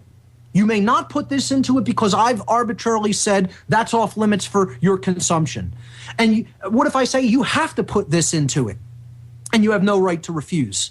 Or if I catch you putting what I told you can't put into it, I'm going to do violence against you. This is slavery. This is a claim of physical ownership of someone's body. And it's always wrong. And agreeing with it is always wrong. This is part of the dynamic. People are agreeing to their own slavery. They're agreeing to the very dynamic that puts them deeper and deeper into chains because they can't see it on the basic principle. The principle, ladies and gentlemen, is ownership. Who owns it? Either you own your body or someone else does. Either you own the product of your labor or someone else does. Either you own your property, funny thing, that word "your" in there, you own your property or someone else owns that thing. There's no in between. See, then you can get into things that people think are wrong because they have a distaste for it and they don't like it around them or whatever, and they want to make it illegal for everybody else, or they want to say it's wrong for everybody else. And there's other things people do that are wrong and harmful, and they want to make justifications and think that it's okay because it's all about ownership. Two of the things I wanted to cover, we didn't really have a whole lot of time. I'll briefly throw this out there. You look at the dynamic of homosexuality. This is things a lot of people, whether they're straight or closetedly gay, they have a distaste for, and they want to say it's not okay for other people to engage in it. Well, I happen to be heterosexual. I don't have a problem with anyone else's sexual orientation. That's their free right of assembly. They own their body. As long as the act is consensual, someone else's will is not being coerced, do what you will. Engage in that dynamic with who you will, as long as both people are saying that they want to be involved in it and there's no coercion of will. And that's controversial. You break down that word, it means face to face with change. Contra, face to face with. Versare, change in Latin. This is why people don't want to look at things. They don't want to look at the dynamic in the mirror. In the mirror is what you have to face. Meat eating, the practice of carnism. This is another touchy, controversial subject because people don't want to change. Either an animal's life is yours or it belongs to them.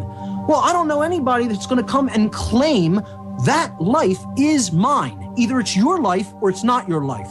Either it's your life or it's the life of another. There's no in between. It's a very clear distinction. So when you're taking another life in order to put that flesh into your body, it's theft. It's an act of theft, regardless of how comfortable you are with that. Mark, I'm going to cut you off there. Sure. And what I'll do is I'll record a little bit of an after show with you, and I'll add it to the YouTube archive. Ladies and gentlemen, we are out of time. You see, even 4 hours isn't enough time to go over all this. Make sure you tune in to DTRH Radio Archives for the end of the show. All right, we're out, ladies and gentlemen. Thank you for tuning in. Thanks, Mark, for coming on. Ladies and gentlemen, as promised, at the end of hour 2 and the end of the show, Mark and I did a after show. It was an extra hour long. So for your listening pleasure here on the YouTube archive and the MP3 audio archive, here is the extra hour of the June 22nd, 2012 show, What is True Freedom, Part 2, with Mark Passio. I'd like to just reiterate, this is all about ownership. It's about the principle that underlies natural law, which is all about ownership. Either something is yours or it is not yours. And this is what humanity fails to understand. We own our life, liberty, and property. Life, liberty, and property. Life. Either a life belongs to you or it does not belong to you. Very simple concept. And there's no ambiguity here. My life belongs to me. No other life belongs to me except my own. Therefore, no one else may take my life, barring that I'm doing something that threatens theirs. And I may not take anyone else's life, barring that they're threatening mine. So the concept here is don't take that which doesn't belong to you when it comes to life, liberty, or property. Don't take the liberty of others, meaning don't tread on their rights.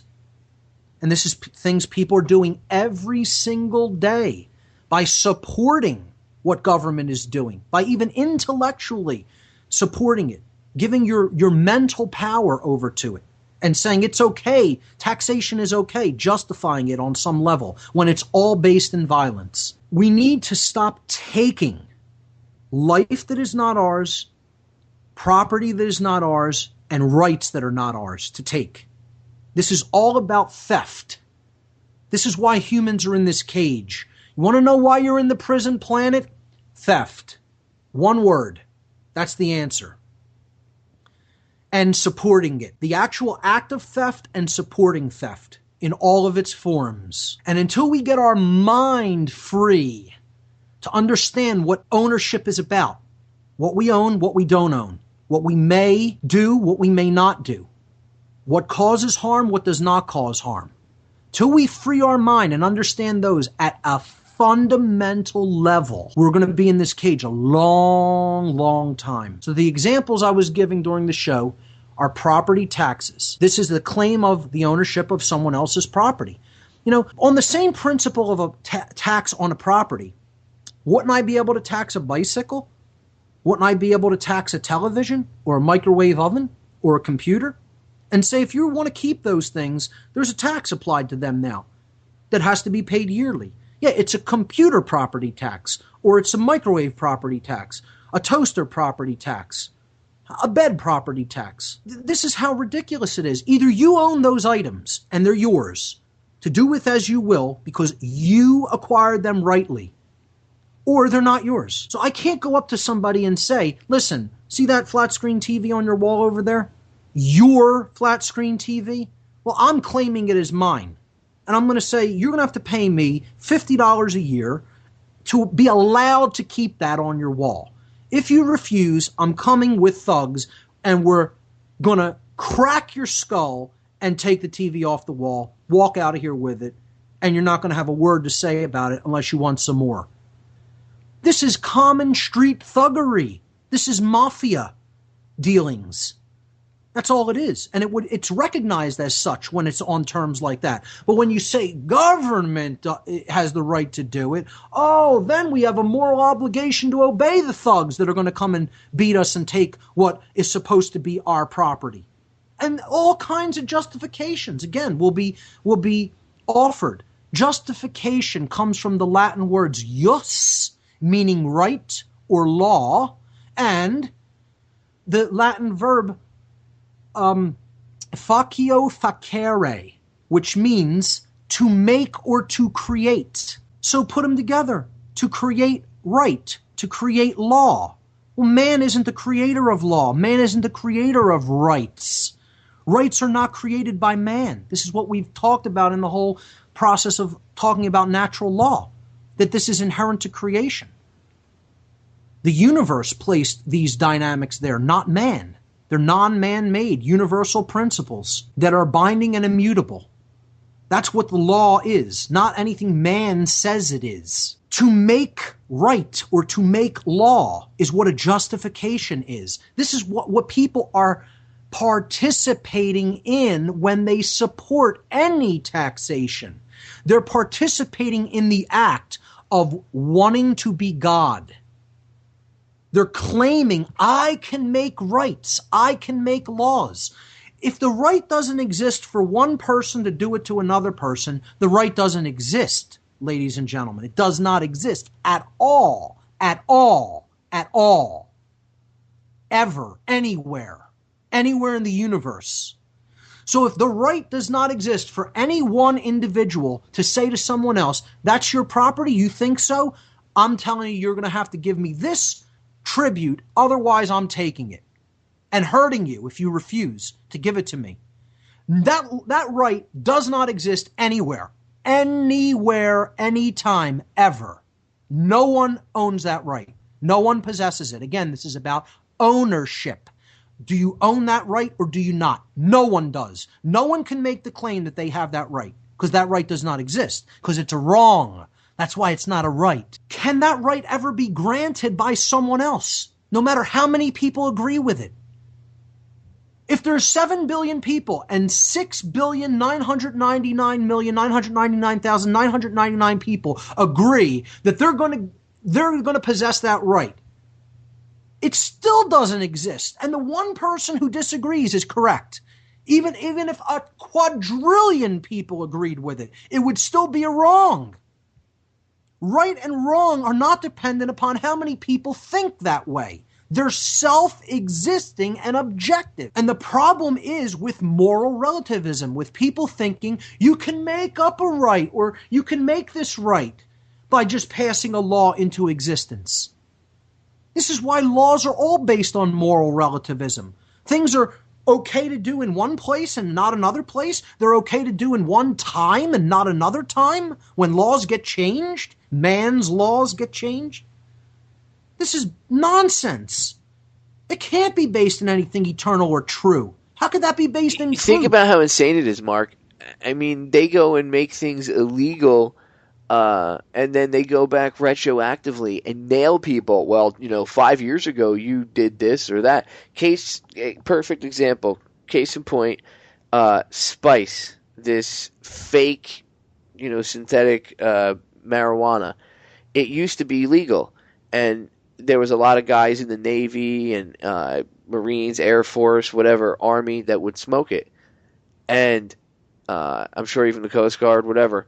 Anyway, the Navy, as soon as it was made illegal by the DEA, went back retroactively and started going after people. And if they tested positive for it, they were throwing people out of the military retroactively for it. I mean, how insane is that? People go, well, it's okay, it's a law. Because people think that they can set the terms of morality.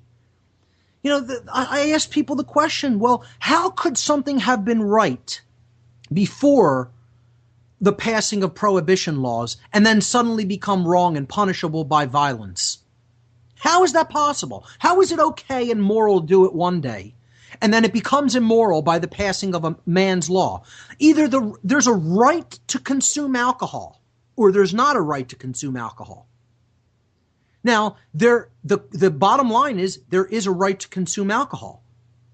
Because if I'm putting it into my body, I own my body, and therefore I have the right to put into it that which I decide I'm going to put into it. The end. There is no but, justification, this circumstance, this crazy exception to anything that you might dream up. No. It's a universal right. I can put into my body what I want because it's mine, because I own it. It's all based on ownership. Ownership is the principle. Forget any of the other ancillary nonsense that people will come up with. To bring it to the principle, you have to understand who owns the thing in question. So, alcohol. This is a substance. It's a physical, inanimate thing, a liquid. Am I permitted to put it into my body? Do I have that right? Not under man's law, under natural law. Meaning, is it okay for me to put that into my body? Meaning, is it not a wrong? Meaning, does the act of putting that into my body hurt another person whose body I do not own? In and of itself, the act of putting it into my body does not hurt someone else. Now, if I go and do something harmful in a drunken condition, I need to be answerable to the consequences of my behavior. But the act of putting the alcohol into my body is my right. That doesn't automatically make me go out and commit harm to someone else. I could drink it in my own house. Even if I drank it outside and got drunk, I may not hurt someone else. The hurting of someone else is not a right, that's a wrong. But the actual consumption of a liquid, putting it into my own body, is my universal, eternal right that can never be taken away from me by the scribbling down of some psychopath's law of somebody who thinks they're God. And here's the problem. When the law then gets flipped, and now they're saying now it is wrong under man's law, and you may not do this, how can that be justified? How is that not seen as a claim of ownership on your body? Again, what if somebody passed a law saying carrots are illegal and you may not eat them? They're off limits for human consumption. This is being done with food as we speak. Cow's milk. People are saying you may not consume raw milk. You may not drink that substance.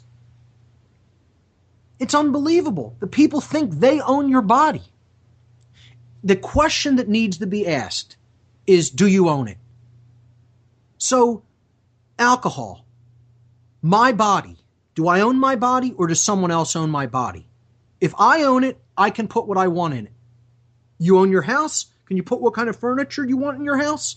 Yes. Can you put what kind of appliances you want in your house? Yes. Can you invite who you want into your house to come into your house? Yes. Why? Because you own it. Ostensibly, at least. I can put what I want in my house. I can put what I want in my body because I own those things.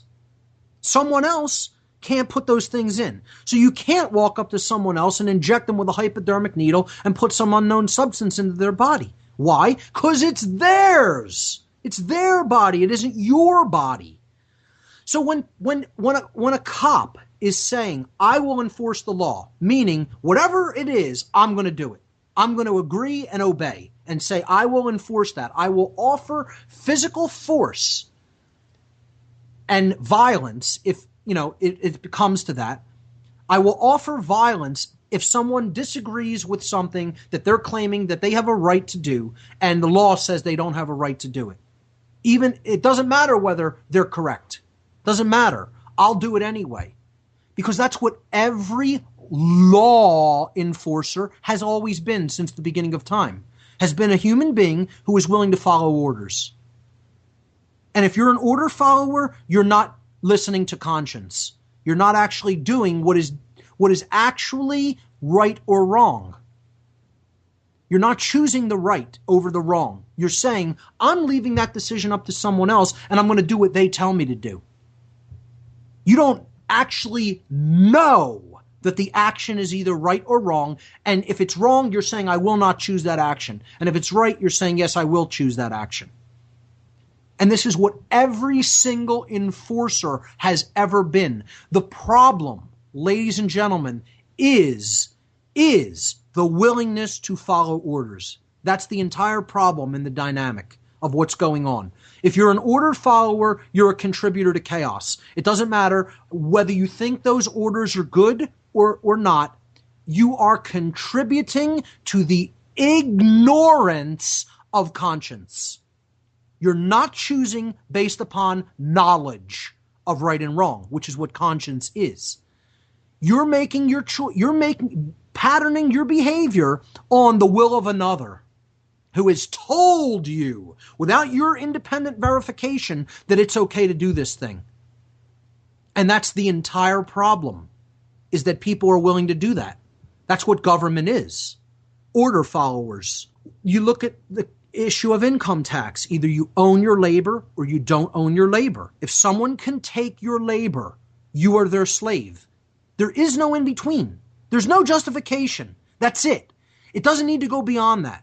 You can bring up whatever things you want to dream up. You could go on and on and on and on and on, endlessly, bringing up examples, justifications. All of it's meaningless. You don't get the principle of ownership. Either your labor is yours, and therefore you are free, or your labor belongs to someone else, and therefore you're a slave. There's no in between.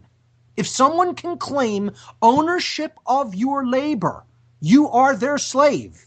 And for me to even have to articulate that, it sounds crazy to me to speak those words, at how self-evident it is. and yet how people can still find utter bunk justifications for supporting violence, which is what you're doing by supporting any taxation, because that's all taxation is ever backed up by, violent threats. That if you don't do it, you will be physically punished. Well, did your you hear about this? Physical freedom will be taken, or your property will be taken. Did you hear about this new insanity, Mark? Where they're trying to say, because of if something was manufactured with parts outside of the United States, sure, that you, like, for instance, with what happened with Gibson guitars, yes. Yeah, well, it was even worse now. iPads. Say you buy an iPad 2, right? And you have an old iPad and you buy an iPad 2 and you want to sell your old one. So you put it up on eBay or you put it up on Craigslist and somebody buys it. Well, the Supreme Court is ruling on whether or not that's going to be allowed to be legal, because you could be, according to them, you could be a copyright criminal because there could be a copyrighted piece of equipment in that inside the iPad, and you didn't get permission from Apple to sell it because it wasn't manufactured here. It was manufactured in China. It doesn't matter that Apple's an American corporation. It was manufactured in another country. So you could be – they're deciding on whether or not you could be held as a copyright criminal. And if so, that means – I mean, garage sales, selling anything, second person, or secondhand is going to be, quote-unquote, illegal. I mean, this is the insanity that they think they have the right to tell me that if I can buy your old iPad – no, Popeye, you can't buy Mark's iPad. That is a copyright infringement. That's the insanity of where we're at. When you were mentioning the boiling point, isn't even that the legislators believe this nonsense. The insanity is that the average person who is being enslaved by this nonsensical legislation actually goes along with it and agrees. And police would say, "Yes, I'll enforce that. I'll enforce that bunk." This is a soulless automaton robot who would do something like that. Doesn't care one bit about what's right. Doesn't have one inkling of care for truth. And that's why they're in a cage, whether they know it or not, and they're putting their children into a cage. Putting their children into chains. And I would say right to a person's face who would do that, you don't love your children. You don't love your children. Let that be the headline for this extra piece. Because that's what cops who would do these immoral acts of enforcing laws like that, that's exactly what is the case when it comes to them. They don't know what love is at all. They've never really experienced it. They have no idea what love is. They certainly don't love their children if they have any. They don't love themselves. They don't love anyone else. They've never probably even been loved by anyone else because they're such mindless automaton robots. And they certainly don't love their children. They can claim it all they want. In practice, they're not loving to their children because they're putting them into a world of slavery. And no one who loves anybody else would do that to someone they love.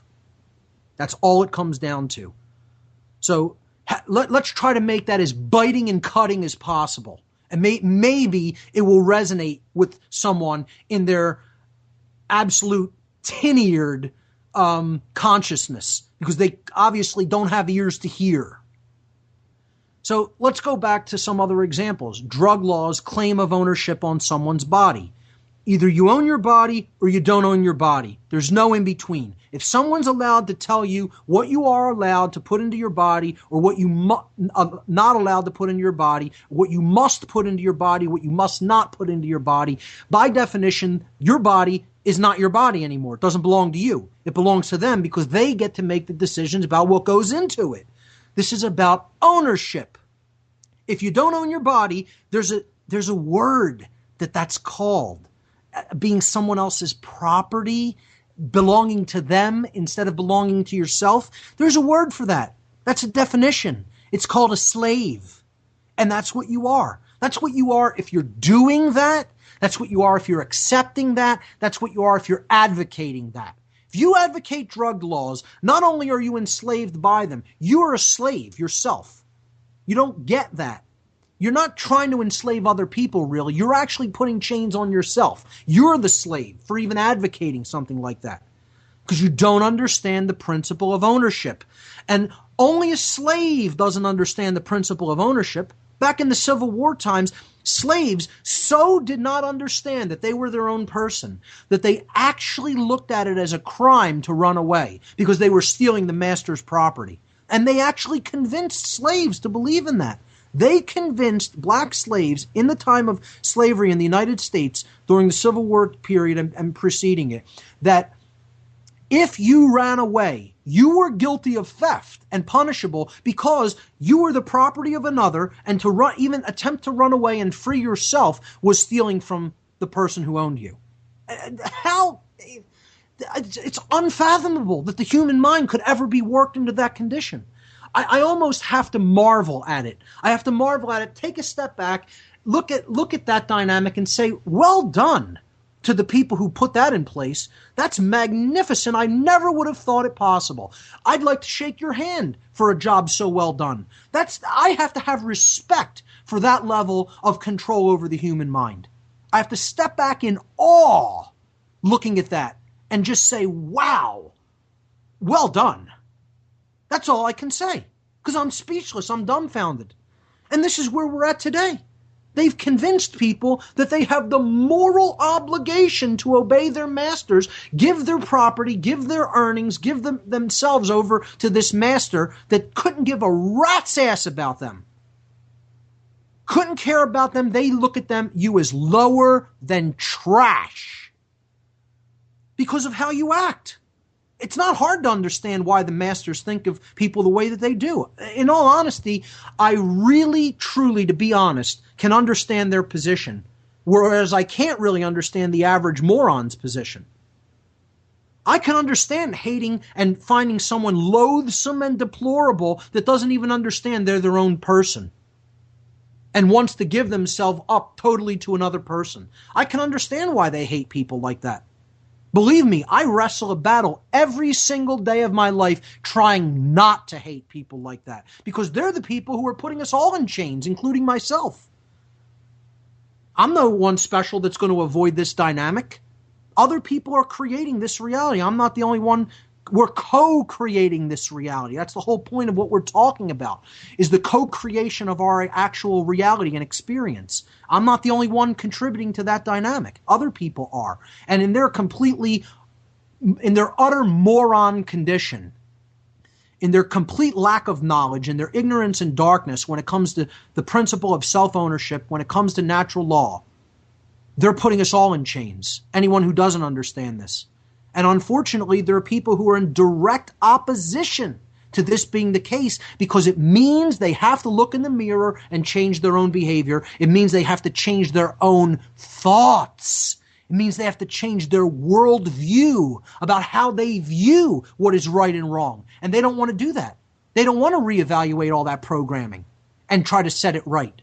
That's a lot of code to rewrite that's been programmed in, that you need to take charge of, sit at the programmer's keyboard and actually do that work upon yourself. That takes long hours of undoing subconscious programming that's been put there through years of repetition and through years of propaganda. And people don't want that responsibility to rewrite their own personal code and to change their thoughts and to change their worldview and ultimately to change their behavior. They don't want that. They think the world's magically going to get better without lifting a finger and without changing a thing about themselves. And they're sorely mistaken. Sorely mistaken. So, two controversial topics, homosexuality and carnism. Now, just like drugs, I don't do hard street drugs. I don't take heroin. I don't take cocaine. I don't take crack. I don't take what else is out there? Speed, amphetamines. I don't do things like that. I have more respect for my body than that.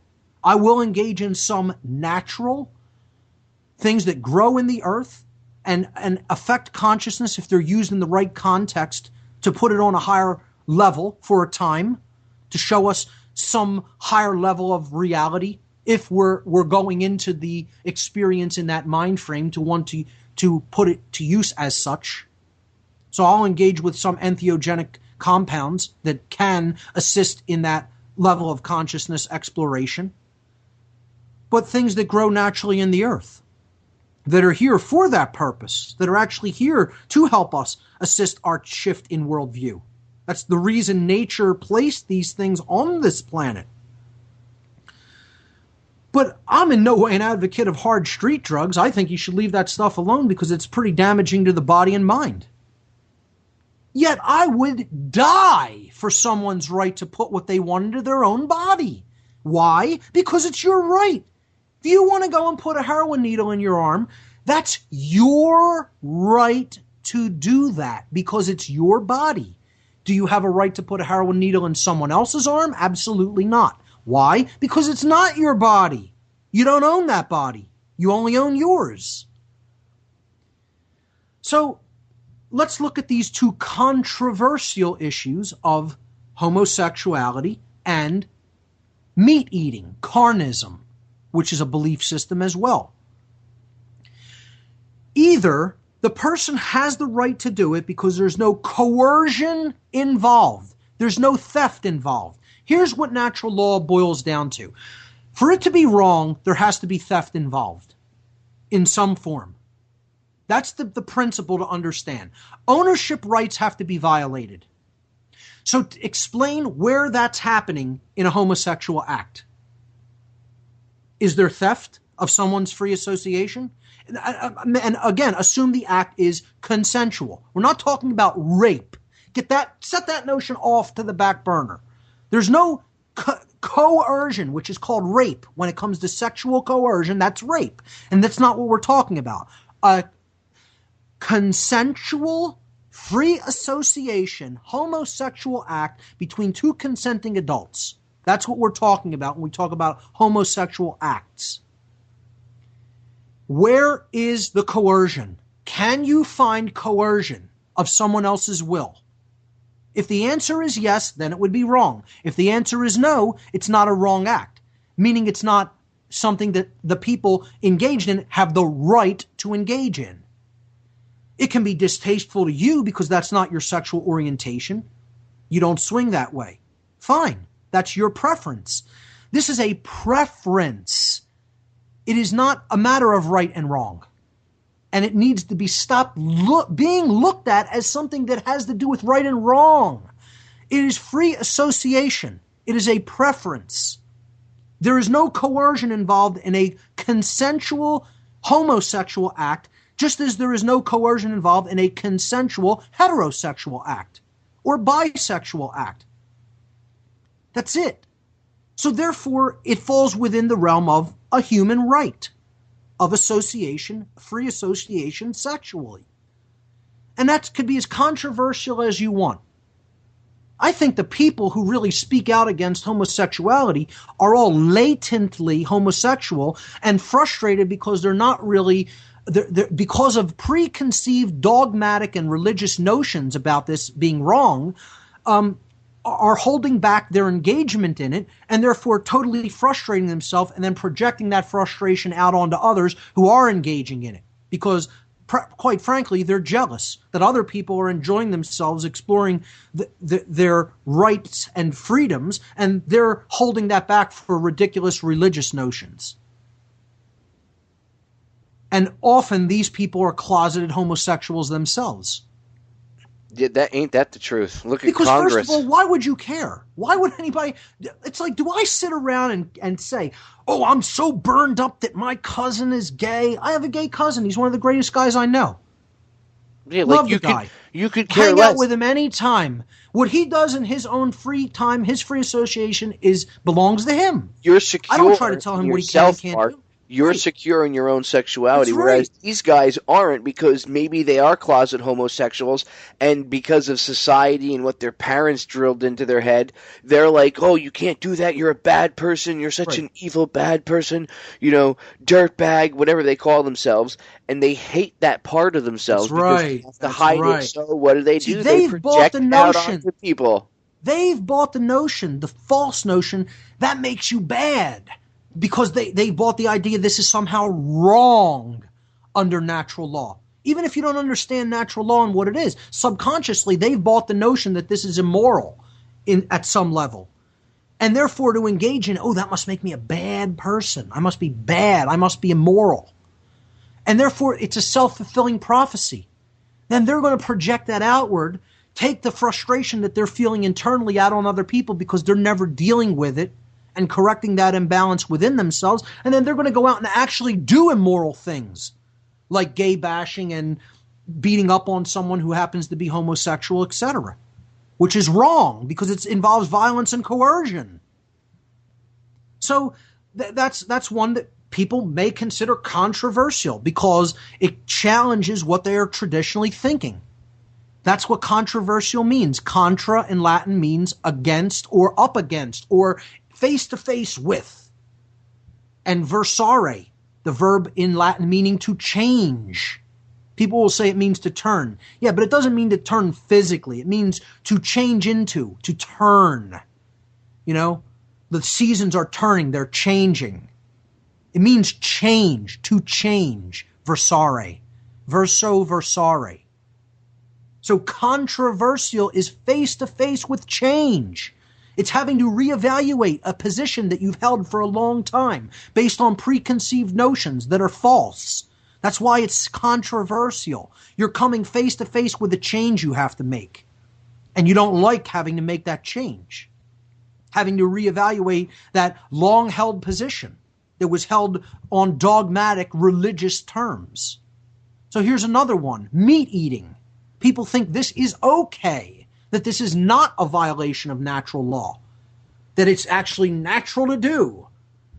Well, here's the question that needs to be asked, and the only question, the principle. You could talk about nutrition all you want. This is all about selfish motives when you talk about what nourishes the body in whatever capacity. You can set that all to the side. I'm not talking about whether putting something in your body is good for you. I'm talking about, is it right morally with what you had to do to obtain that flesh substance? So here's the question. Either an animal's life belongs to them or it belongs to you. So either taking it is right or taking it is wrong. So here's what the statement you would have to make. Okay? This cow's life belongs to me. This being is my slave. I own it. Can anyone actually truthfully make the statement that you own another being?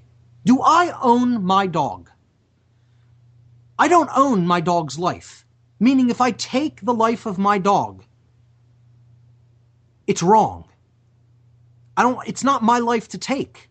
I couldn't say, I have 2 chihuahuas. I couldn't say, I feel like eating one of them now. I'm going to take their life and eat it. That would be so reprehensible to people. But yet, people could say, well, I could have a chicken and at any time slit its throat, take it and eat it.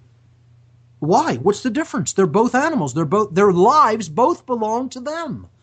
See, to me, at the level of consciousness I'm at, this is so self-evident. Again, it's almost ridiculous to have to state it aloud. I feel sad that I have to state it aloud. The feeling I feel having to enunciate any of this is profound sadness. That this isn't common sense knowledge. Was I also in the state of not understanding this at one time? Yes, but, and there is a but, my ego was not so strong that I stayed in that state for, I would say I stayed in it for years. But when I look at how strong my ego was in the face of the knowledge that was available at the time that I had this other negative and extremely poisonous worldview, the ego that I was in is a tiny drop in a bucket compared with the level of ego calcification that the general population is in right now at this time, with all of the knowledge that's all around us. The knowledge about right and wrong, about morality, about natural law, about what's going on in the world is so much more profoundly abundant now than it ever has been, that for anybody to stay in an ego state and a totally selfish state, it means their ego is so strong, it was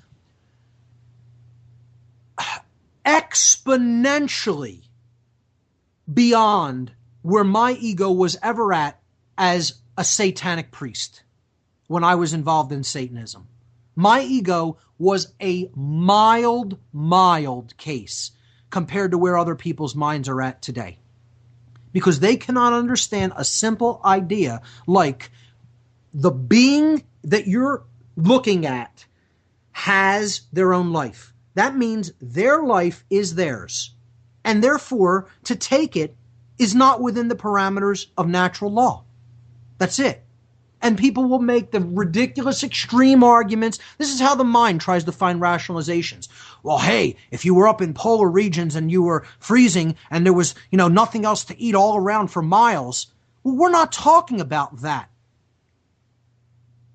And quite frankly, to bring it up is just, it's such the case. And it's so That's boring. the ego. When I see that's the ego. Boring. That's the false ego trying to convince you through the reptile We mind. gotta find the one instance where you might make some sort of an exception to this wrong act, and therefore claim, well, it's okay in every other situation, and I can even though say it's that, completely unnecessary in I those can situations. say that's true, Mark, because I deal with it myself.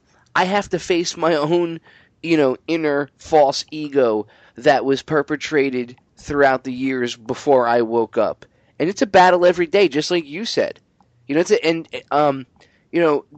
quoted one thing on air about Rob Paget from Ungrip, and I had said, about walking, everybody walks their own path. But he also made that point as well. Yeah. And it's important. Papa, I tried to explain to somebody who was so left-brained imbalanced and so deep trapped, owned by the ego, one day about natural law and how these laws operate everywhere in the universe. They're objective. They're not made by man. The universe put them in place, regardless of what you want to look at that intelligence or force as. Okay? And they apply everywhere, regardless of time, space, circumstance. And he was so uncomfortable with there being an objective standard of right and wrong that he actually said to me, what about in a black hole? This is where his mind went to. I swear this happened to me. This actually occurred in my life. He said, well, what about in a black hole? Do these laws apply there?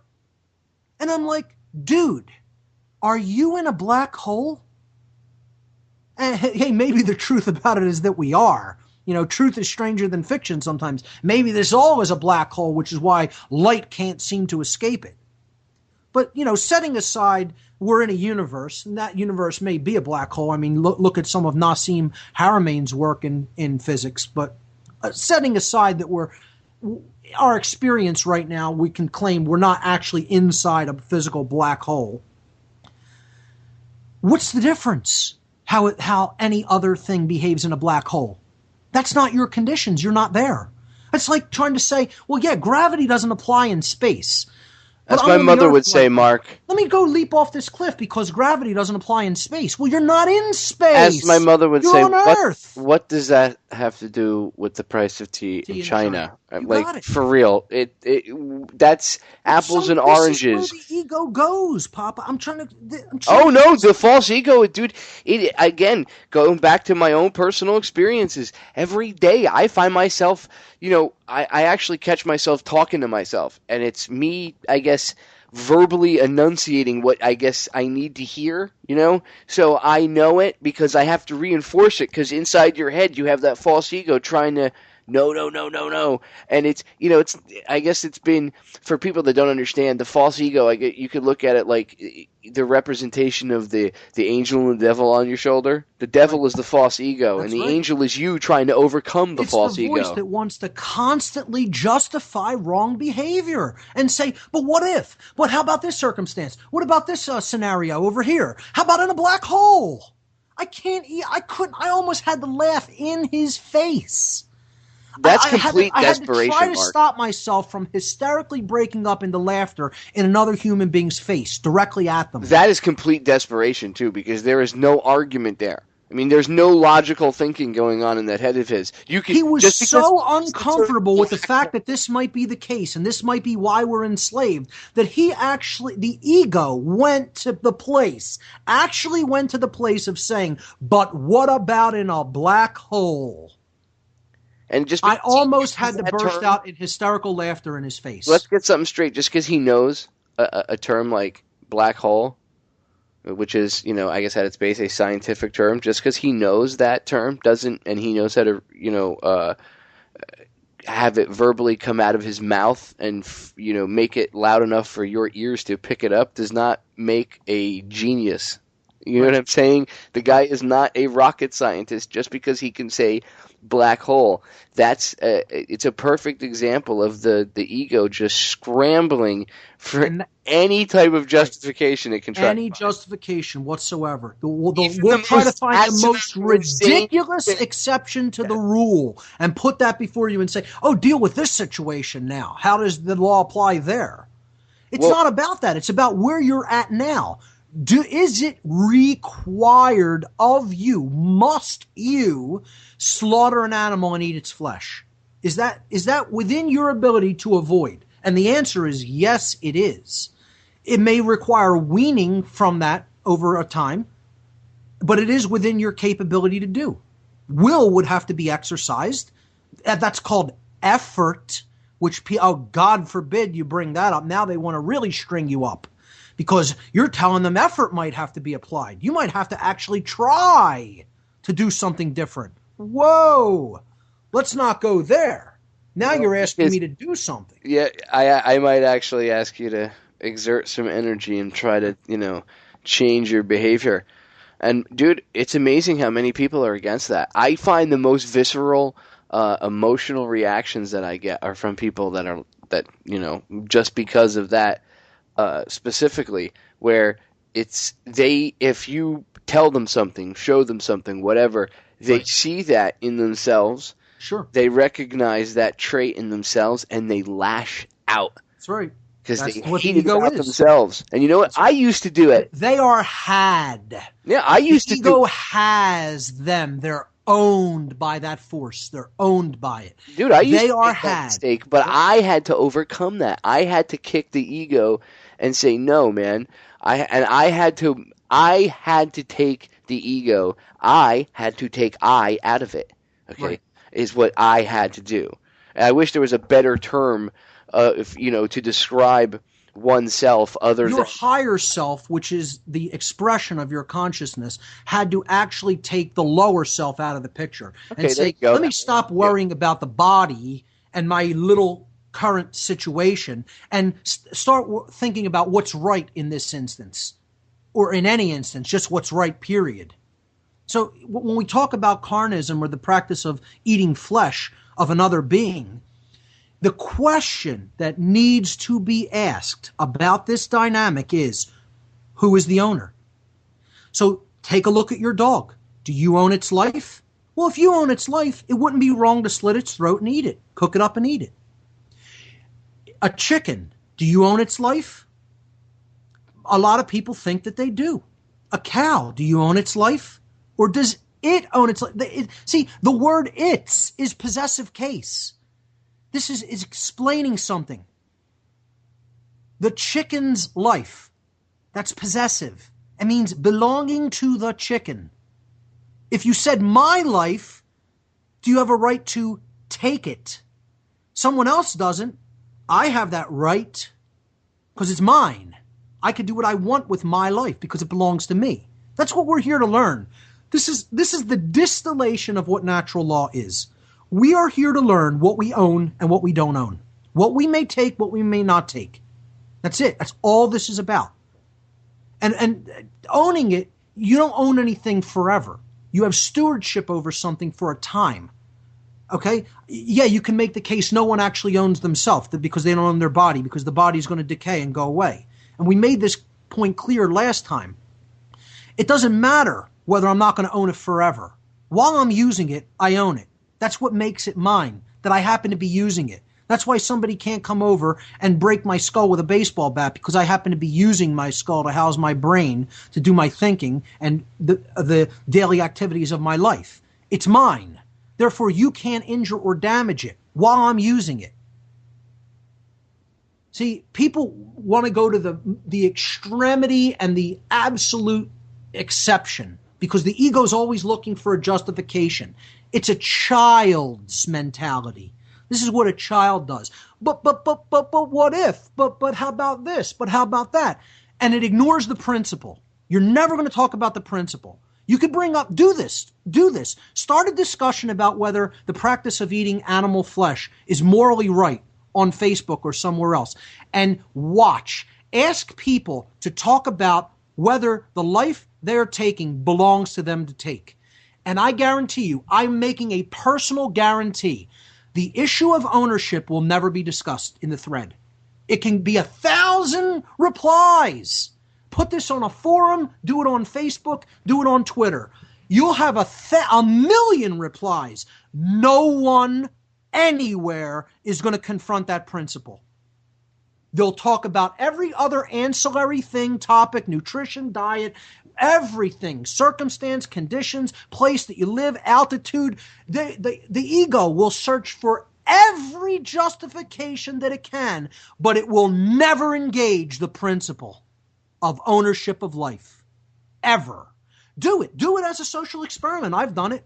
Not one person, not one, talked about ownership. Zero. And they never will. Hardly anyone ever. Because to really bring it down to that principle, one must have a deep understanding of natural law in their mind and heart.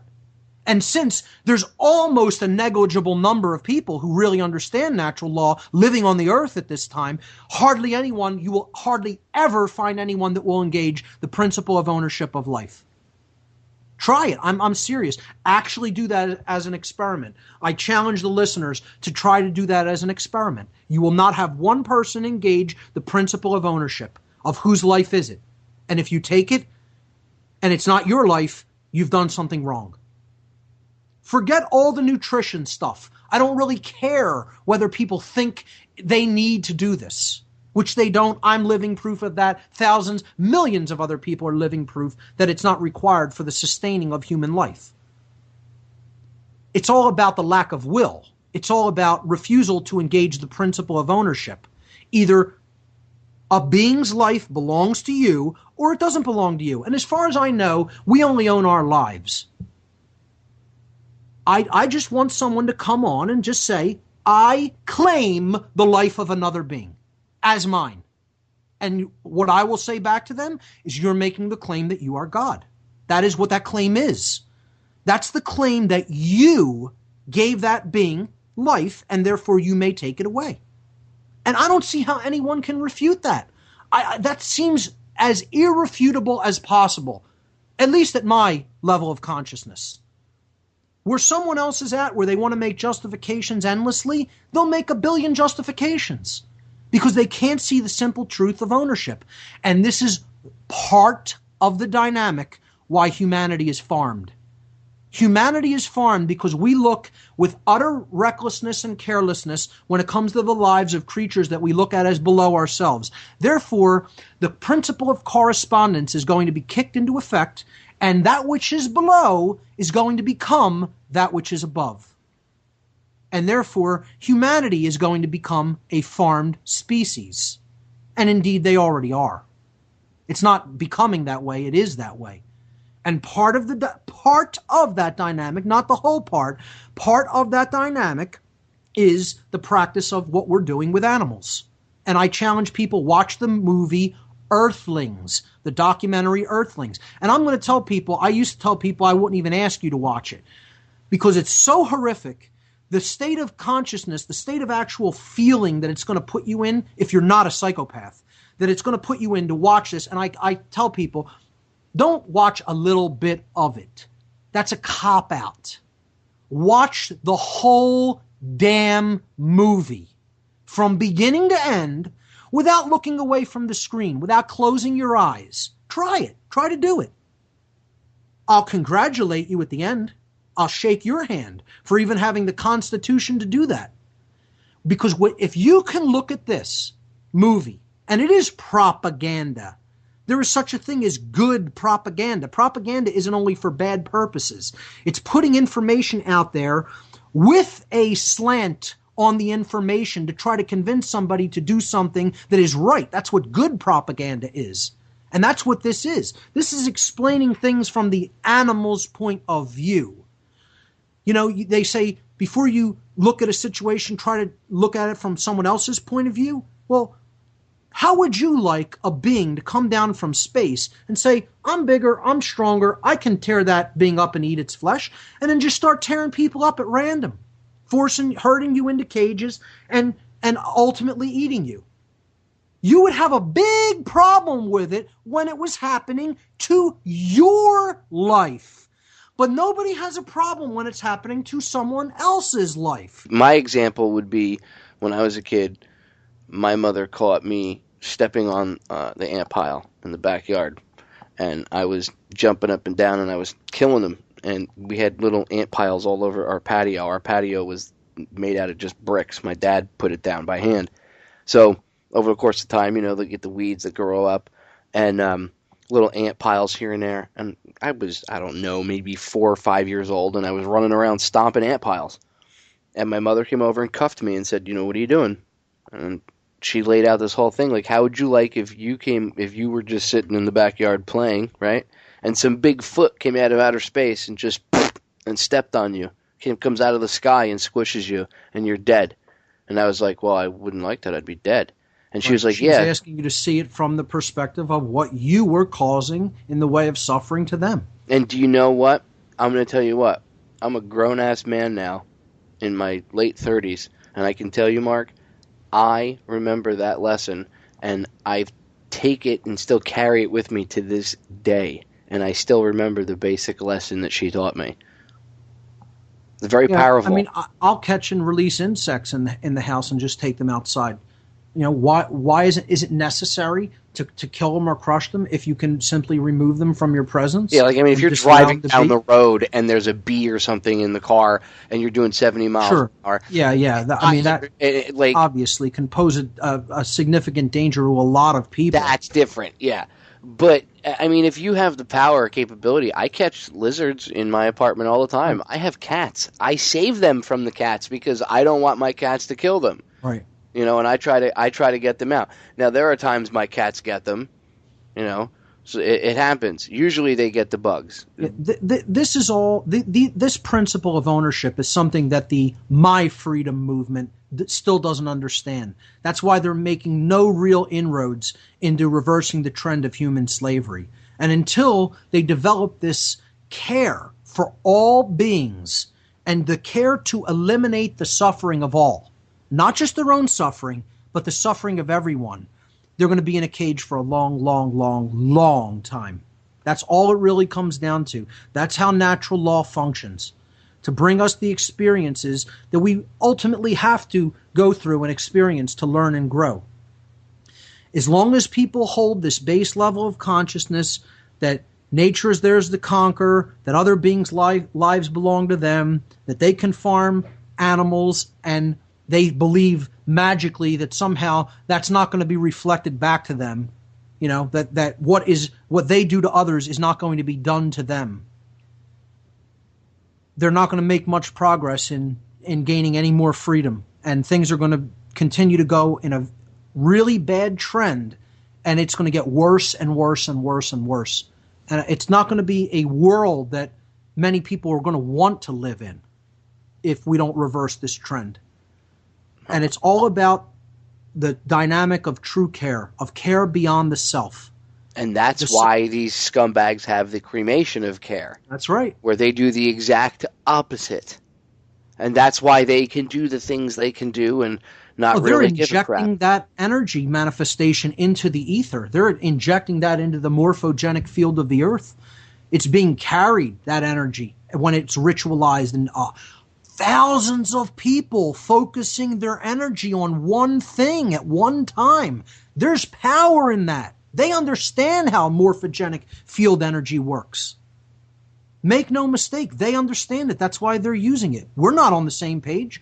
You can't even get people to understand that natural law is in existence and that the universe is governed by largely unseen laws, let alone align their consciousness to it in mass numbers.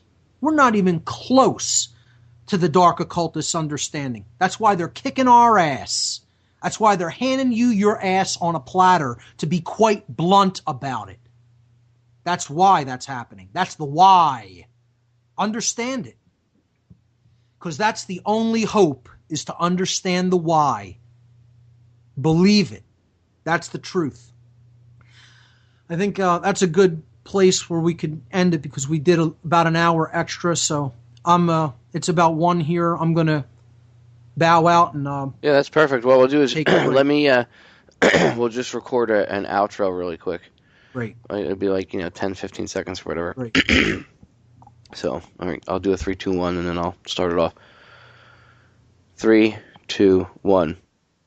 Well, Mark, thank you for sticking around for an extra hour and getting into this, and thank you for coming on and doing 2 shows, back to back on each Friday to go over this. And we've put about 5 hours into this now, not including the off-hour stuff that wasn't recorded, which would probably get us upwards of 8 to 9 hours.